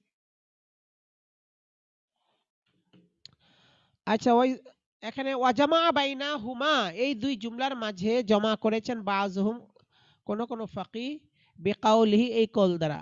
এই দুইটার জামা বাইনা হুমা, এই দুইটার মাঝে জমা করেছেন। কোন দুইটার মাঝে? এই যে ইজা যাকা ইত্তাসা, একটা হচ্ছে ইজা ইত্তাসা যাকা, এই যে দুইটা জুমলা তো বলা হয়েছে, এর মাঝে জমা করেছেন কেউ কেউ। কেউ কোর দ্বারা মুরাদ হচ্ছে ইমাম, কেউ কোর দ্বারা মুরাদ হচ্ছে ইমাম গাজালি রহমতুল্লাহ আলাইহি ইহয়া উল উলুম কিতাবের মধ্যে উনি উল্লেখ করেছেন এটা বিকাউলি, এটা যে কুল্লু মা তাজাওয়াজা আন হাদ্দিহি ইন আকাসা ইলা জিদ্দিহি, ওই সকল জিনিস যেগুলো তার সীমা থেকে বের হয়ে যায়। হ্যাঁ, যে জিনিসগুলা তার সীমা থেকে বের হয়ে যায়, ইন আকাসা ইলা জিদ্দিহি, সেগুলো তার উল্টা দিকে ফিরে আসে। যেগুলো তার সীমা থেকে বের হয়ে যায় সেগুলো উল্টা দিকে ফিরে আসে। অর্থাৎ যেমন নাকি একটা রবার, আপনি মনে করেন রবারকে পেঁচাতে পেঁচাতে পেঁচাতে যখন শেষে পৌঁছে যাবেন, এরপর যখন ছেড়ে দিবেন তখন উল্টা দিকে ঘুরবে, আবার উল্টা দিকে চলে যায়। তো এই যে জিনিস তার হাত থেকে বের হয়ে যায় সেটা উল্টা দিকে ঘুরে। অর্থাৎ কাজে এই ক্ষেত্রে এই জন্য যেখানে সীমার অতিরিক্ত, অর্থাৎ সীমা ছাড়া মানে কায়দার বাহিরেও যদি কোনো হুকুম সাবেত করা হয়, সেখানে অসাত তালাশ করা ঠিক না, বরঞ্চ ওইটাকে ওইভাবেই মানতে হবে। অসাত তালাশ করে যদি আমল করা হয় তখন উল্টা হয়ে যাবে, মানে তখন তার উপরে আবার আযাব আসবে আল্লাহর পক্ষ থেকে এবং নিষেধাজ্ঞা চলে আসবে। এটি বোঝাচ্ছে এখানে। মানে যেখানে কায়দার থেকে বের হইয়া কিয়াসের মাধ্যমে সাব্যস্ত হলো, সেখানে যকা মানে তঙ্গি করতে হবে, অসাত তালাশ করা যাবে না। ওয়ানাজিরু হাতাইনিল কায়দাতাইনি, এই দুই কায়দার দৃষ্টান্ত হলো ফি তাআকুসি, হ্যাঁ একটা একটার মানে উল্টা ফিরে যাওয়ার, হ্যাঁ এই ক্ষেত্রে কওলুহুম, এই কওল, হ্যাঁ ফুকাহা কেরামের কওলটা, এর উদাহরণ কি সেটা? হ্যাঁ, ইয়াফতাকিরু ফিদ দাওয়ামি মা লা ইফতাকারু ফিদ দাওয়ামি মা লা ইফতাকারু ফিল ইবতিদা, প্রয়োজন হয় একটা জিনিসের স্থায়িত্বের জন্য ওই জিনিস যা প্রয়োজন হয় না তার শুরুতে। মানে কোনো একটা জিনিস শুরু করার সময় অনেক জিনিস প্রয়োজন হয় না, কিন্তু এই স্থায়িত্ব করার জন্য ওই জিনিসের প্রয়োজন হয়। তো শুরুর সময় দেখা যাচ্ছে কোনো রকম হলে শুরু করা যায়, কিন্তু স্থায়িত্ব করতে হলে তার মধ্যে মনে করেন আরো অনেক কিছু প্রয়োজন হয়। কাজে এটার বেশ কম, তাই শুরুর দিক আর স্থায়িত্বের দিক এটা আলাদা আলাদা। এই জন্য বোঝাচ্ছে এটা যে স্থায়িত্বের দিক এবং শুরুর দিক এটা ভিন্ন ভিন্ন। এরকম অকালুহুম এবং ফুকাহা কেরাম কল ইফতাকারু ফিল ইবতিদাই মা লা ইফতাকারু ফিল বাকা। হ্যাঁ, মানে অর্থাৎ দুই রকম কল আছে এখানে, এই দাওয়াম অথবা বাকা, বাকা শব্দ রয়েছে, যে অর্থাৎ শুরুর দিক দিয়ে যে জিনিসটা হ্যাঁ প্রয়োজন হয়, বাকার জন্য আবার অনেক সময় সেই জিনিস প্রয়োজন হয় না, ওটা স্টার্ট করার জন্য প্রয়োজন, বাকার জন্য প্রয়োজন না। হ্যাঁ, আচ্ছা, এরকম অনেক অনেক জিনিস অনেক ক্ষেত্রে এরকম হইতে পারে, মানে শুরু করার জন্য এটা প্রয়োজন হয় কিন্তু এটা স্থায়িত্বের জন্য বাকার জন্য এটা প্রয়োজন হয় না। এখন কত হলো যে কোন কোন জিনিস, তার উদাহরণ কি? বলা হচ্ছে যে ওয়াসায়াতি ইনশাআল্লাহ তাআলা যিকরু ফুরুইহিমা, এর ফুরুয়ের উল্লেখ সামনে আসতেছে, তখন এই বিষয়টা পরিষ্কার বোঝা যাবে। তার ফুরুয়াতগুলো উল্লেখ করা দ্বারা মাসালাগুলো উল্লেখ করে এটাকে জিনিসটাকে বুঝিয়ে দেওয়া হবে এই সামনে ইনশাআল্লাহ। আচ্ছা, তো এখন চারটা কায়দা চলে গেল। ৫ নম্বর কায়দা আল কায়দাতুল খামিসাতু, ৫ম নম্বর কায়দা, আয-যারারু ইউযালু, নোকসানকে দূর করা হবে। এটা একটা কায়দা। আয-যারারু ইউযালু, নোকসানকে দূর করা হবে। অর্থাৎ যদি কোনো ক্ষেত্রে কোনো হুকুমের মধ্যে দেখা যাচ্ছে বা কোনো কিছু পালন করতে গেলে কারো নোকসান হয়, তখন ওই নোকসানটা দূর করার চেষ্টা করা হবে। ওই হুকুমের মধ্যে রদবদল করে বা কোনো রকম বেশ কম করে অ্যা এরকম ওই জররটাকে দূর করার ব্যবস্থা করা হবে, যে কারো যেন জরর না থাকে বা কোনো ক্ষতি না থাকে। জরর মানে ক্ষতি। কারোর ক্ষতির আশঙ্কা থাকলে তখন হুকুমের মধ্যে হেরফের করে তার এই ক্ষতিটাকে দূর করা হবে। আচ্ছা, এই যে একটা যে কায়দা বলা হলো, এর মূল কি? আসলুহা, এর মূল হচ্ছে কওলু আলাইহিস সালাতু ওয়াসসালাম, রাসূলুল্লাহ সাল্লাল্লাহু আলাইহি ওয়াসাল্লামের কওল, লা যারারা ওয়ালা যিরারা। রাসূলুল্লাহ সাল্লাল্লাহু আলাইহি ওয়াসাল্লাম ইরশাদ করেছেন, লা যারারা ওয়ালা যিরারা। হ্যাঁ, এখানে লা যারারা, যারার মানে নোকসান, ক্ষতি, কেউ কারো ক্ষতি করবে না। ওয়ালা যিরারা, এবং হ্যাঁ পারস্পরিক ক্ষতিও হ্যাঁ তার হ্যাঁ জাযাআন মানে কারোর থেকে কোনো ব্যাপারে প্রতিশোধ নেওয়ার জন্য ক্ষতি করবে না। তাহলে ক্ষতিটা এখানে দুই রকম হচ্ছে। একটা হচ্ছে মানে শুরুতেই ক্ষতি করা হলো, এটা হচ্ছে জরার। জরার মানে অর্থাৎ কাউকে প্রতিশোধ নিচ্ছেন না, এমনি তার ক্ষতি করছেন আপনি, এটা হচ্ছে জরার। বলছে লা জরারা, অর্থাৎ আহ, এটা এটা এটা মানে প্রাথমিকভাবে ক্ষতি করা হবে না। ওয়ালা জেরারা, আবার কারো প্রতিশোধমূলক ক্ষতি করা হবে না, মানে সে আপনার ক্ষতি করছে এই জন্য আপনি তার ক্ষতি করবেন, এটাও হবে না। হ্যাঁ, তাহলে বোঝা গেল যেখানে লা জেরারা, সাধারণভাবেও ক্ষতি করা হবে না কারো, ওয়ালা জেরারা বা পরস্পর ইন্তেকামের ক্ষেত্রেও ক্ষতি করা হবে না। তো এই একটা হাদিস, এই হাদিসটা আখরাজাহুল মালিক, ইমাম মালিক রাহমাতুল্লাহ এই হাদিসটা উদ্ধৃতি করেছেন ফিল মুআত্তাত, তার মুআত্তা কিতাবের মধ্যে, আন আমর ইবনে ইয়াহইয়া আন আবিহি, আমর ইবনে ইয়াহইয়া তার বাবার থেকে উল্লেখ করেছেন মুরসালান, এখানে মূল সাহাবীর নাম বাদ পড়েছে মাঝখানে, রাসূল সাল্লাল্লাহু আলাইহি ওয়াসাল্লাম থেকে হাদিসটা উল্লেখ করেছেন। ওয়া আখরাজুল হাকিম, আর ইমাম হাকিম রহমতুল্লাহ হাদিসকে উল্লেখ করেছেন ফিল মুস্তাদরাক, তার কিতাব মুস্তাদরাকের মধ্যে। এরকম ওয়াল বাইহাকিউ ও দারাকুতনি, ইমাম বাইহাকি ও দারাকুতনি তারও হাদিসটা উল্লেখ করেছেন মিন হাদিস আবি সাঈদ আল খুদরি রাদিয়াল্লাহু আনহু। ওয়া আখরাজহু ইবনে মাজাহ, ইবনে মাজাহ, আল্লামা ইবনে মাজাহ, ইমাম ইবনে মাজাহ রাহমাতুল্লাহ হাদিসটা উল্লেখ করেছেন মিন হাদিস ইবনে আব্বাসিন ওয়া ইবাদাত ইবনে সামিত রাদিয়াল্লাহু আনহুম। তো এই বিভিন্ন কিতাবে বিভিন্ন আইমা এটা হাদিসটা উল্লেখ করেছেন। তো বুঝা গেল এটা একটা প্রসিদ্ধ হাদিস এবং তার অনেকগুলো তরিকের মাধ্যমে এটা মুদ্রিত সহিভাবে এটা বর্ণিত হয়েছে।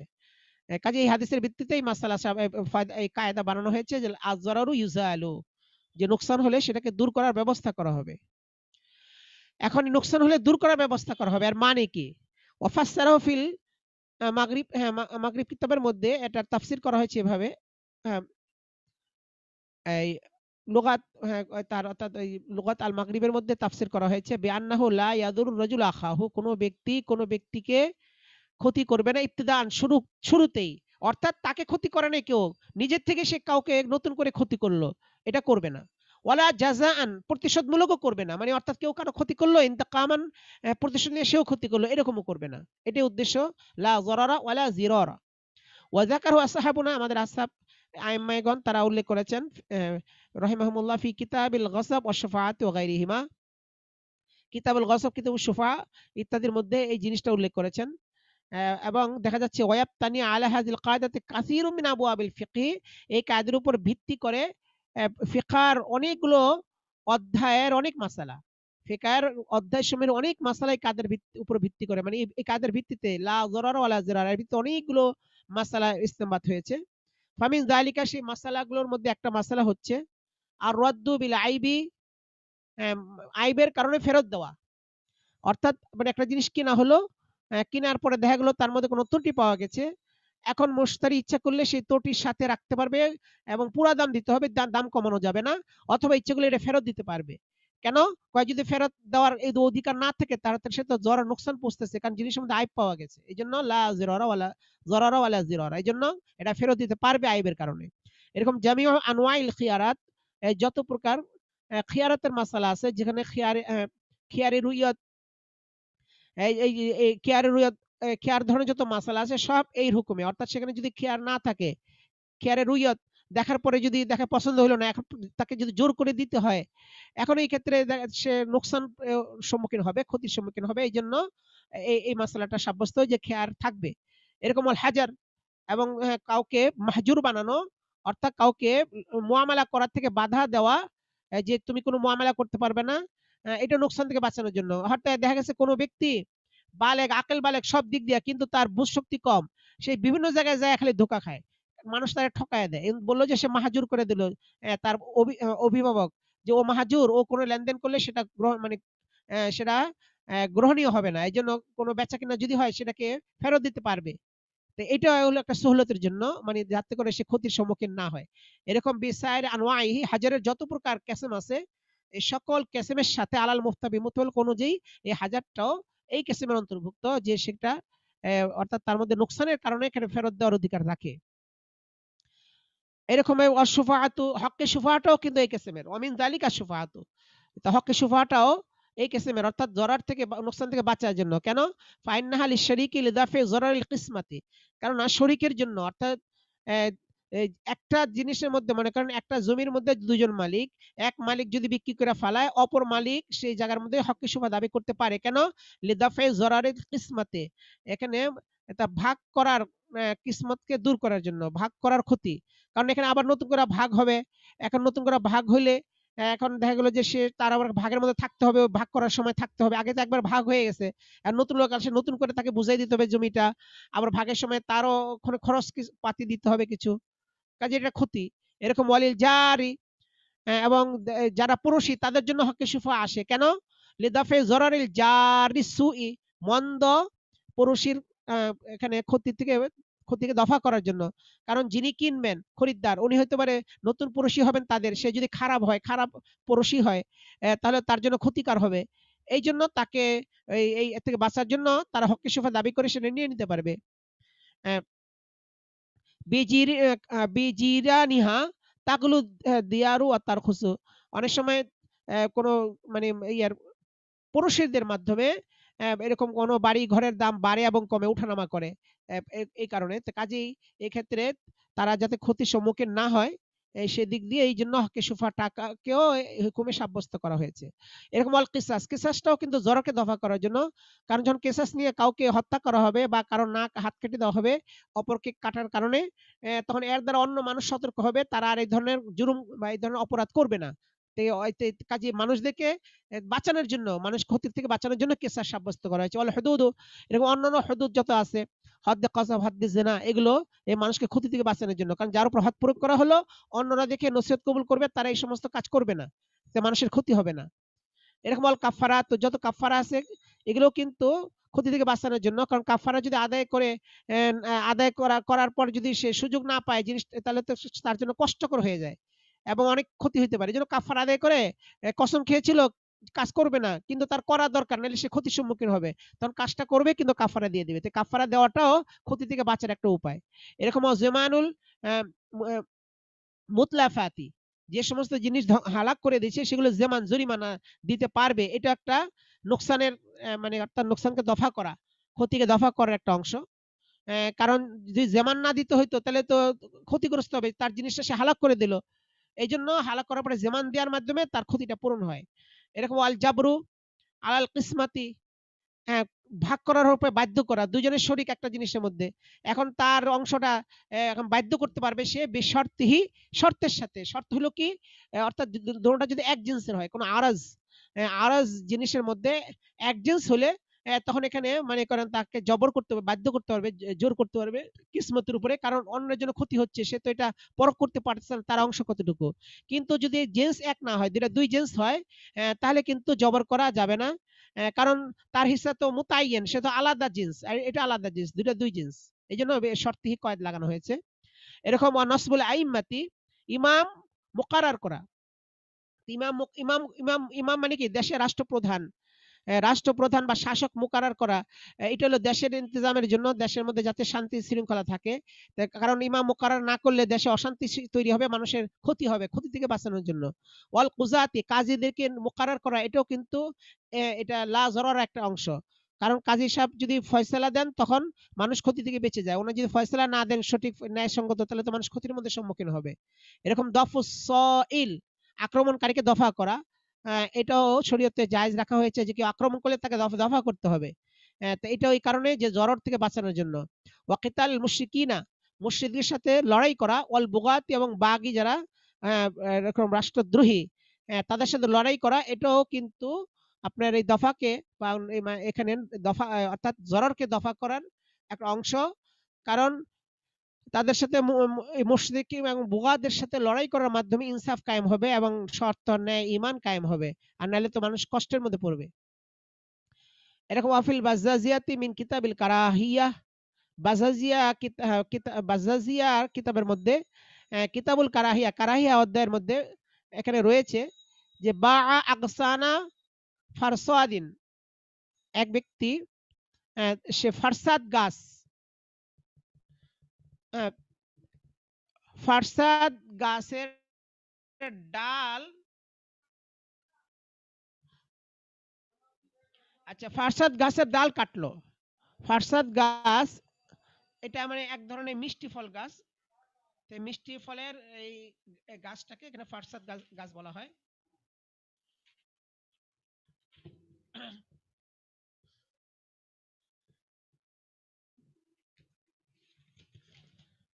আচ্ছা, এই গাছটাকে আপনার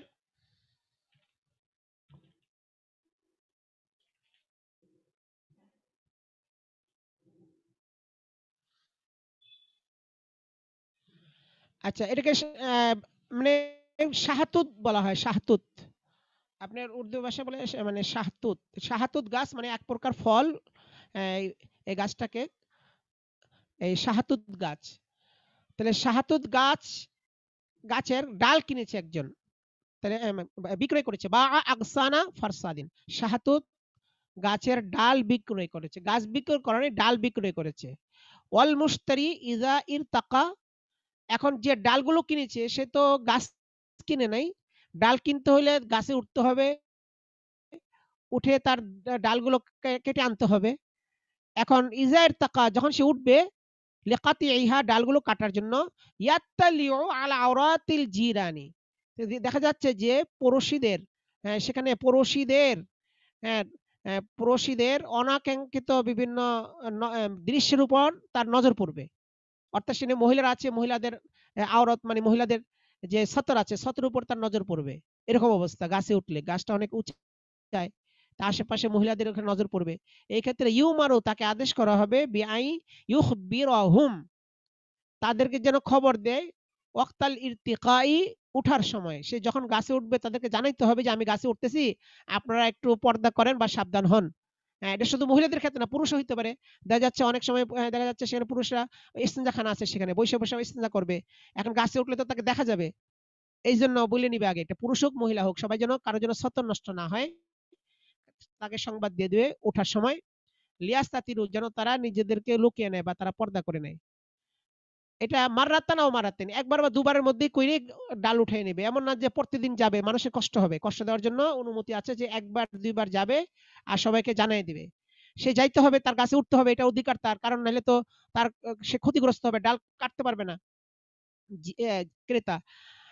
আবার এরকম ভাবে বাই যে বিক্রেতা, তার ক্ষতি হলো যে সে যদি না জানায় গাছে উঠে, তাহলে তো ওখানে তার তারা সেখানে আছে, তাদের পর্দার সমস্যা হয়, এই জন্য তাকে জানাতে হবে বা তাদের যে আমি গাছে উঠতেছি।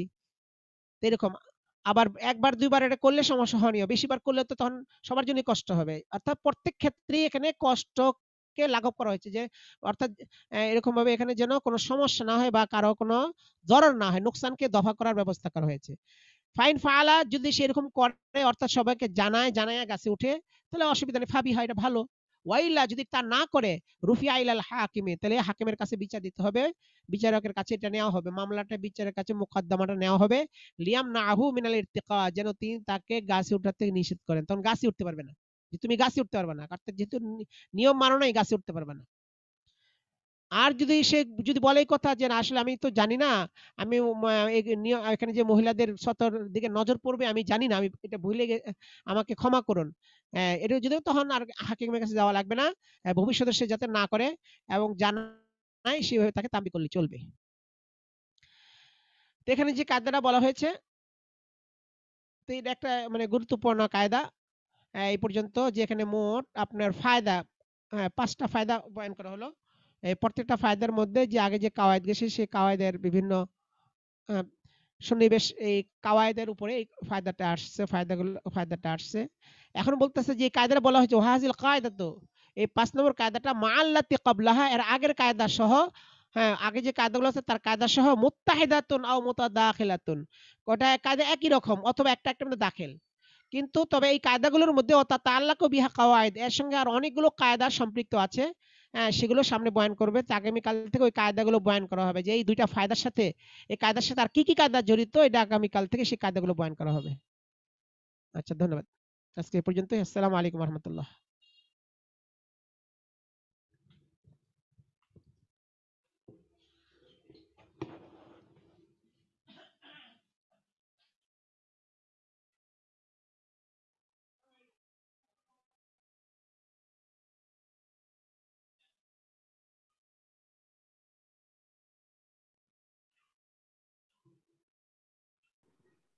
আসসালামু আলাইকুম ওয়া রাহমাতুল্লাহি ওয়া বারাকাতুহু।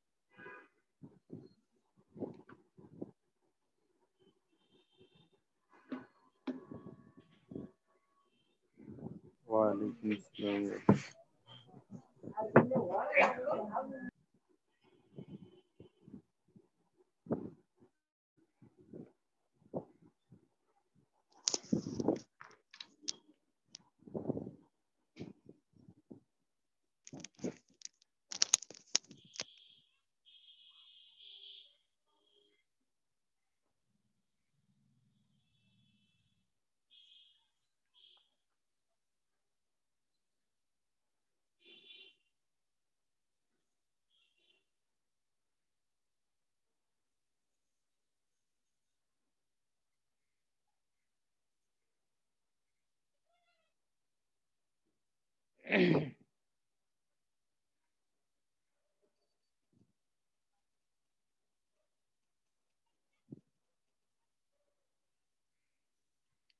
আচ্ছা, এবার কে পড়বে? মাওলানা রেজাউল করিম।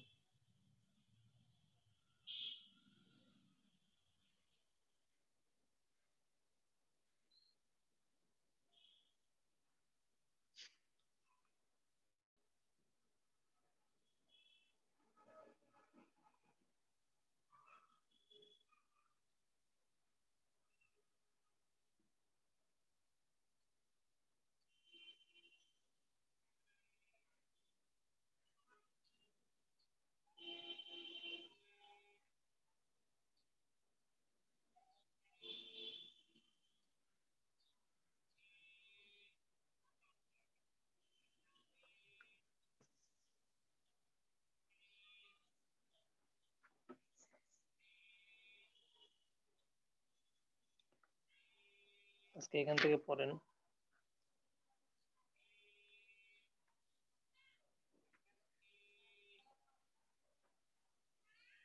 আল উজরাতু আলাল ইফতা। ফতোয়া দিয়ে উজরত নেওয়া এর বৈধতা আছে কিনা বা নেওয়া যাবে কিনা, কি কি সুরত হতে পারে, মৌখিক ফতোয়া অথবা লিখিত ফতোয়া, কখন নেওয়া বৈধ হবে, কখন নেওয়া বৈধ হবে না, এইসব বিষয়ে এখানে আলোচনা। আল উজরতু আলাল ইফতা, ফতোয়া প্রদান করে তার বিনিময় উজরত গ্রহণ করতে পারবে কিনা, পারিশ্রমিক। আচ্ছা,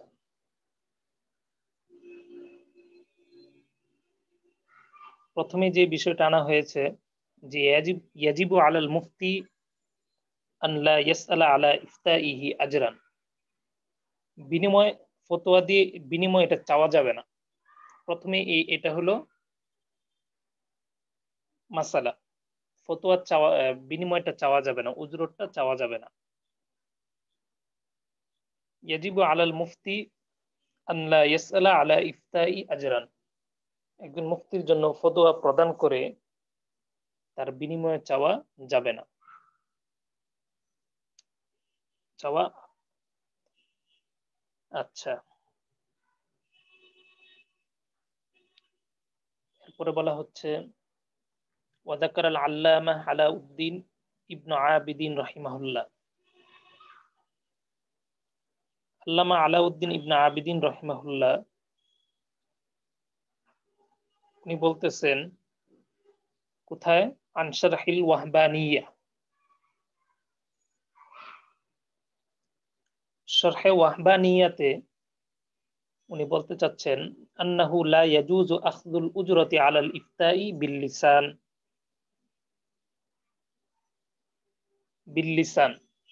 মৌখিক, আলাল ইফতাই বিল লিসান, লা ইয়াজুজু আখযুল উজরতি আলাল ইফতা বিল লিসান, মৌখিক ফতোয়া দিয়ে উজরত গ্রহণ করা এটা জায়েজ নেই। লা ইয়াজুজু আখযুল উজরতি আলাল ইফতা বিল লিসান, মৌখিক ফতোয়া প্রদান করে উজরত গ্রহণ করা এটা জায়েজ নেই। এরপর বলা হচ্ছে ওয়াজুজু আখযু উজরতিল কিতাবাতি ওয়া মা হাদাল কাফফু আন যালিকা আউলা, আচ্ছা, কোনটা বৈধ আছে, ওয়াজুজু কোনটা জায়েজ হবে, কোন পারিশ্রমিক উজরত গ্রহণ করা জায়েজ হবে। আল কিতাবাতি ফতোয়া যেটা লেখা হয়, লেখার একটা পারিশ্রমিক বা সেটার উজরত দেওয়া গ্রহণ করা সেটা বৈধ আছে। তবে আনদালিকাল আউলা এটা থেকে বেঁচে থাকাটাই উত্তম, না নেওয়াটাই উত্তম। আচ্ছা, وقال النووي رحمه الله تعالى ইমাম নববী রাহিমাহুল্লাহ বলতেছেন আল মুখতার লিতাসাদ্দি লিল ফাতওয়া আন ইয়াতাবাররা বিযালিকা।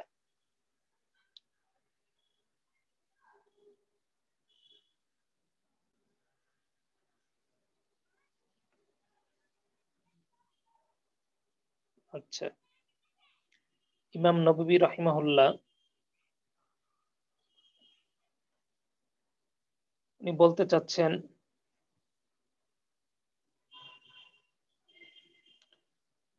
ফতোয়া এটা প্রদান করে তার বিনিময়ে কোনো কিছু না গ্রহণ করা, এটা তো ভালো কাজ,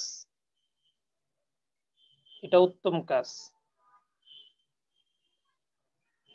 তবে ওয়াজুজু আন ইয়াখুদা আলাইহি রিজকান মিন বাইতুল মাল, বাইতুল মাল থেকে তার বিনিময় বা বাইতুল মাল থেকে রিজিক গ্রহণ করা এটা জায়েজ আছে। ইল্লা আন ইয়াতাআয়্যানা আলাইহি ওয়া লাহু কিফায়াতুন ফায়াহরুমু আলা সহিহ, তবে ফতোয়া এটা প্রদান করা আলাইহি মানে মুফতির উপর, এটা যদি তার উপর তাইন করা হয়, অর্থাৎ তার উপর এটাকে ফরজ করা হয়েছে, তার উপর আবশ্যক করা হয়েছে যে সে ফতোয়া দিবে, ওয়ালাহু কিফায়াতুন, এবং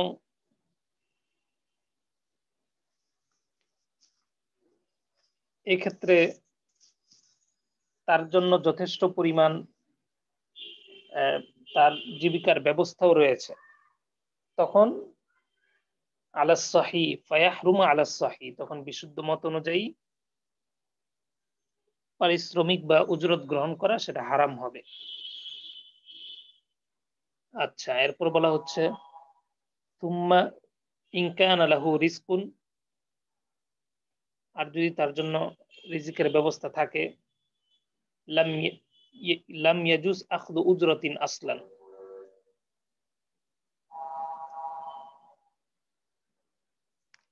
তখন তার জন্য পারিশ্রমিক গ্রহণ করা এটা জায়েজ হবে না।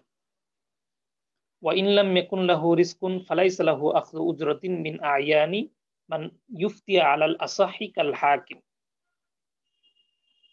আর যদি রিজিকের ব্যবস্থা না থাকে তাহলে কার থেকে গ্রহণ করা যাবে না, ফতোয়া প্রদান, যাদের জন্য ফতোয়া প্রদান করা হচ্ছে, যাকে ফতোয়া প্রদান করা হচ্ছে তার থেকে, অর্থাৎ মুস্তাফতি থেকে ফতোয়া নেওয়া যাবে না, উজরত নেওয়া যাবে না। আচ্ছা,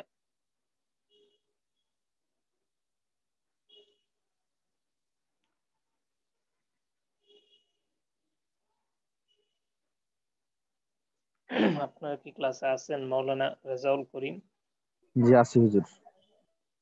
শুনতেছেন? ফতোয়া প্রদান করা কখন কখন সেটা থেকে পরিশ্রম বা উজরত নেওয়া থেকে বিরত থাকতে হবে এবং কখন উজরত নেওয়া যাবে, কোন কোন সূরতে, এই আলোচনা চলতেছে, বুঝা আসছে? জি আচ্ছা, এখানে দেখেন আজকে উপস্থিতি অনেক কম আপনাদের, কারণ কি?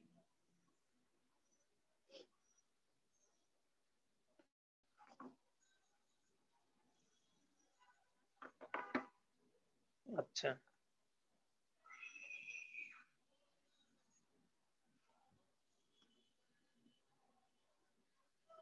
এখন কেউ যদি লেখার জন্য শুধু থাকে, মানে ফতোয়া সে লিখবে, তখন তার জন্য উজরত নেওয়া এটার বৈধতা আছে। ওয়া আম্মা কিতাবাতুল খাত্তি ফাইদা ইস্তাজারাহু আলা কিতাবাতিল খাত্তি জাযা, তার জন্য জায়েজ আছে। কিন্তু লা ইয়াজুজু আন তাতাজাওয়াজা উজরাতা কিতাবাতিল ফাতওয়া আলা উজরাতিল মিসলি। তবে ফতোয়া দিয়ে বা ফতোয়া লেখা, ফতোয়া লেখে তো পারিশ্রম আপনার যেটা পারিশ্রমিক বা উজরত যেটাই বলেন সেটা নেওয়া জায়েজ আছে, কিন্তু সেটা মানে বেশি হতে পারবে না।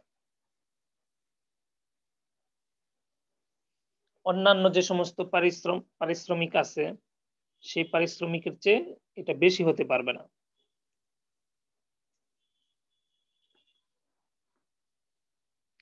যদি বেশি হয় ফাইন্নামা জাদা, যদি বেশি হয় আলা উজরতিল মিসলি, স্বাভাবিক পারিশ্রমের চেয়েও যদি বেশি হয়, ইয়াকুনু উজরাতান আলা নাফসিল ইফতা ওয়া হুয়া মামনু, তাহলে এই যে ফতোয়া লেখে বা ফতোয়া দিয়ে পরিশ্রম নেওয়া গ্রহণ করা হচ্ছে এটাই ধরে নেওয়া হবে, এটা নিষেধ। ওয়া হুয়া মামনু। ওয়াজাযা ফিদ দুররিল মুখতার ইস্তাহিকুল কাজী আল আজরা আলা কুতুবিল ওয়াসাইকি কদরা মা ইয়াজুজু লিগাইরিহি। এখানে একটা মাসলা বলতেছে যেটা দুররে মুখতারের ভিতরে আছে, যে আপনার কাজী যিনি বিচারক, তিনি যখন নথিপত্র তৈরি করেন, লেখেন, এর বিনিময়ে তিনি যতটুকু গ্রহণ করতে পারেন, কতটুকু সে গ্রহণ করতে পারবে, যতটুকু মা ইয়াজুজু লিগাইরিহি, অন্যের জন্য বৈধ।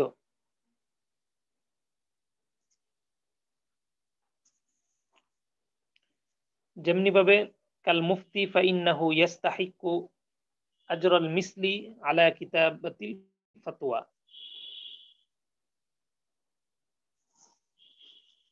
যেমন মুফতি ফতোয়া লেখার বিনিময়ে পরিমতো পারিশ্রমিক গ্রহণ করার অধিকার রাখে। লিআন্নাল ওয়াজিব আলাইহিল জাওয়াবু বিল লিসান, একজন মুফতির জন্য মৌখিকভাবে ফতোয়া প্রদান করা, বিল লিসান, মৌখিকভাবে প্রদান করা এটা ওয়াজিব।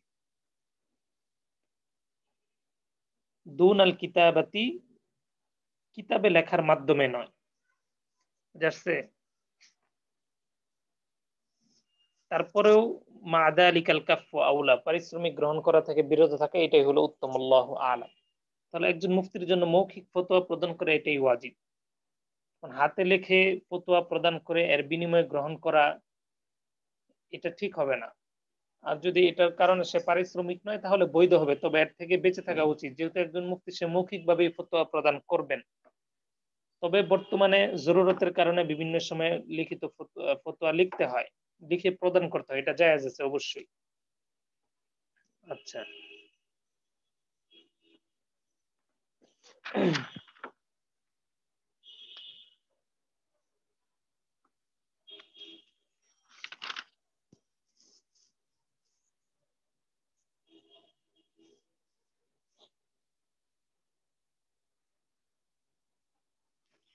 এখানে আরেকটা বিষয় বলতেছেন,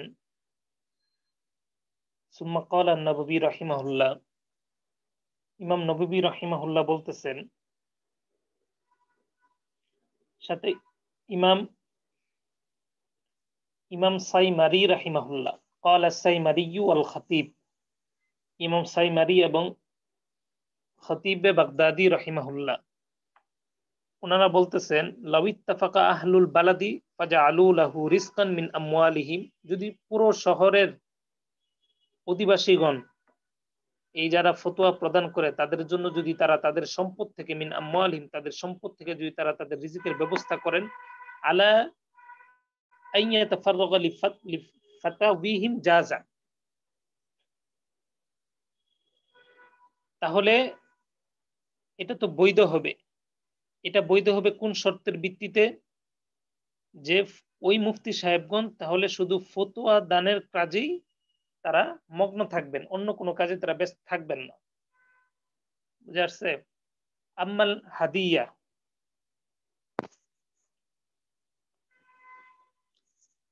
তবে হাদিয়া গ্রন্থে বলা আছে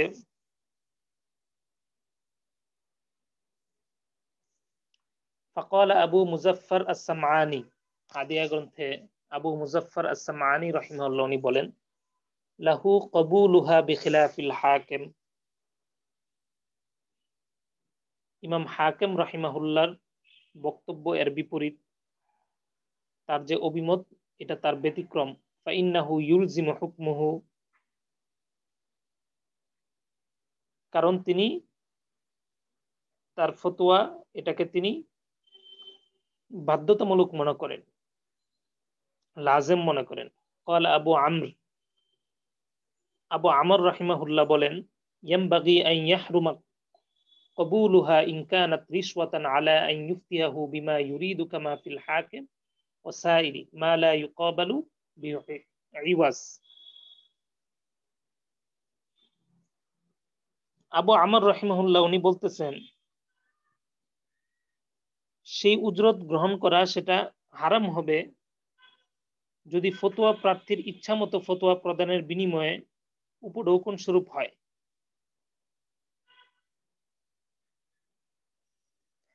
এখানে বিষয় হলো, এখানে হাদিয়া সম্পর্কে এখানে বলা হচ্ছে যে একটা হলো যে উজরত না, একটা হলো যে হাদিয়া। এতক্ষণ গেল উজরতের কথা। যদি সেটা হাদিয়া হয় তাহলে সেটা তো নেওয়া জায়েজ আছে।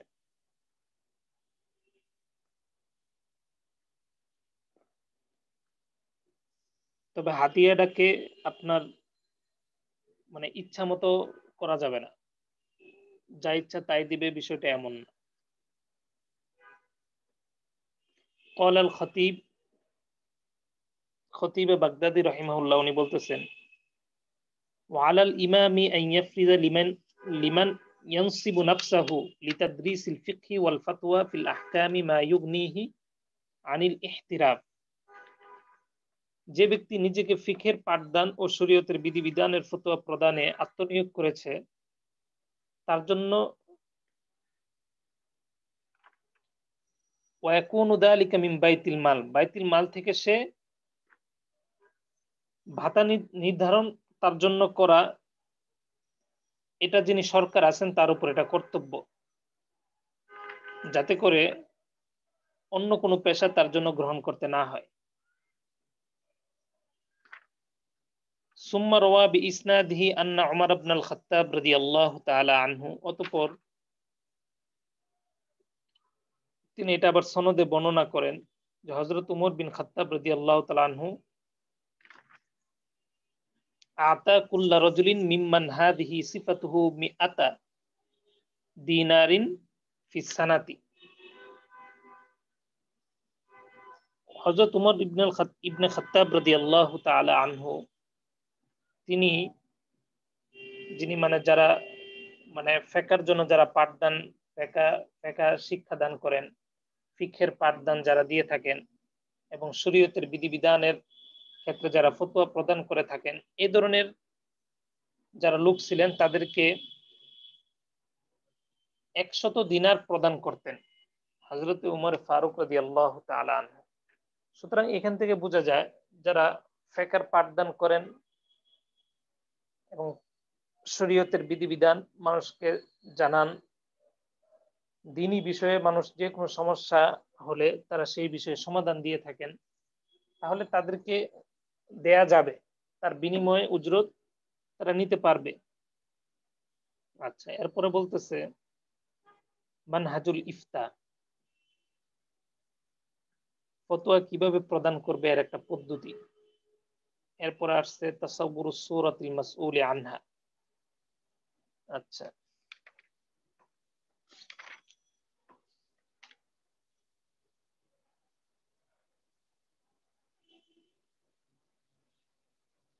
সামনে একটা অধ্যায় আসতেছে,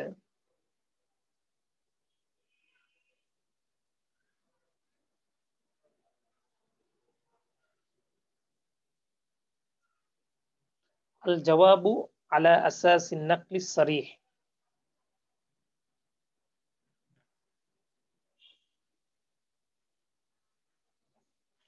ইনশাআল্লাহ এখান থেকে আমরা আগামীকালকে পড়ব আল জওয়াবু আলা আসাসিন নাকলিস সরিহ।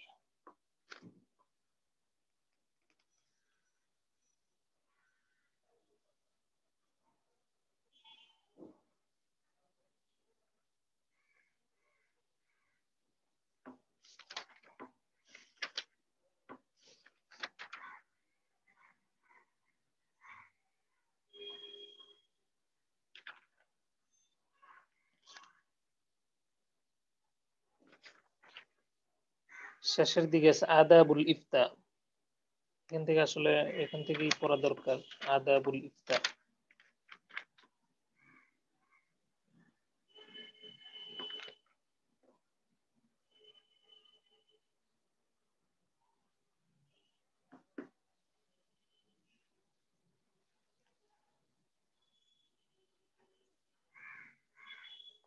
আদাবুল ইফতা থেকে শুরু করবে ইনশাল্লাহ আগামীকালকে।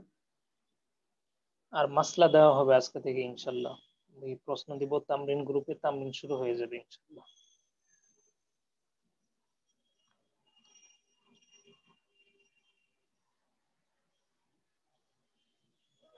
আচ্ছা ঠিক আছে।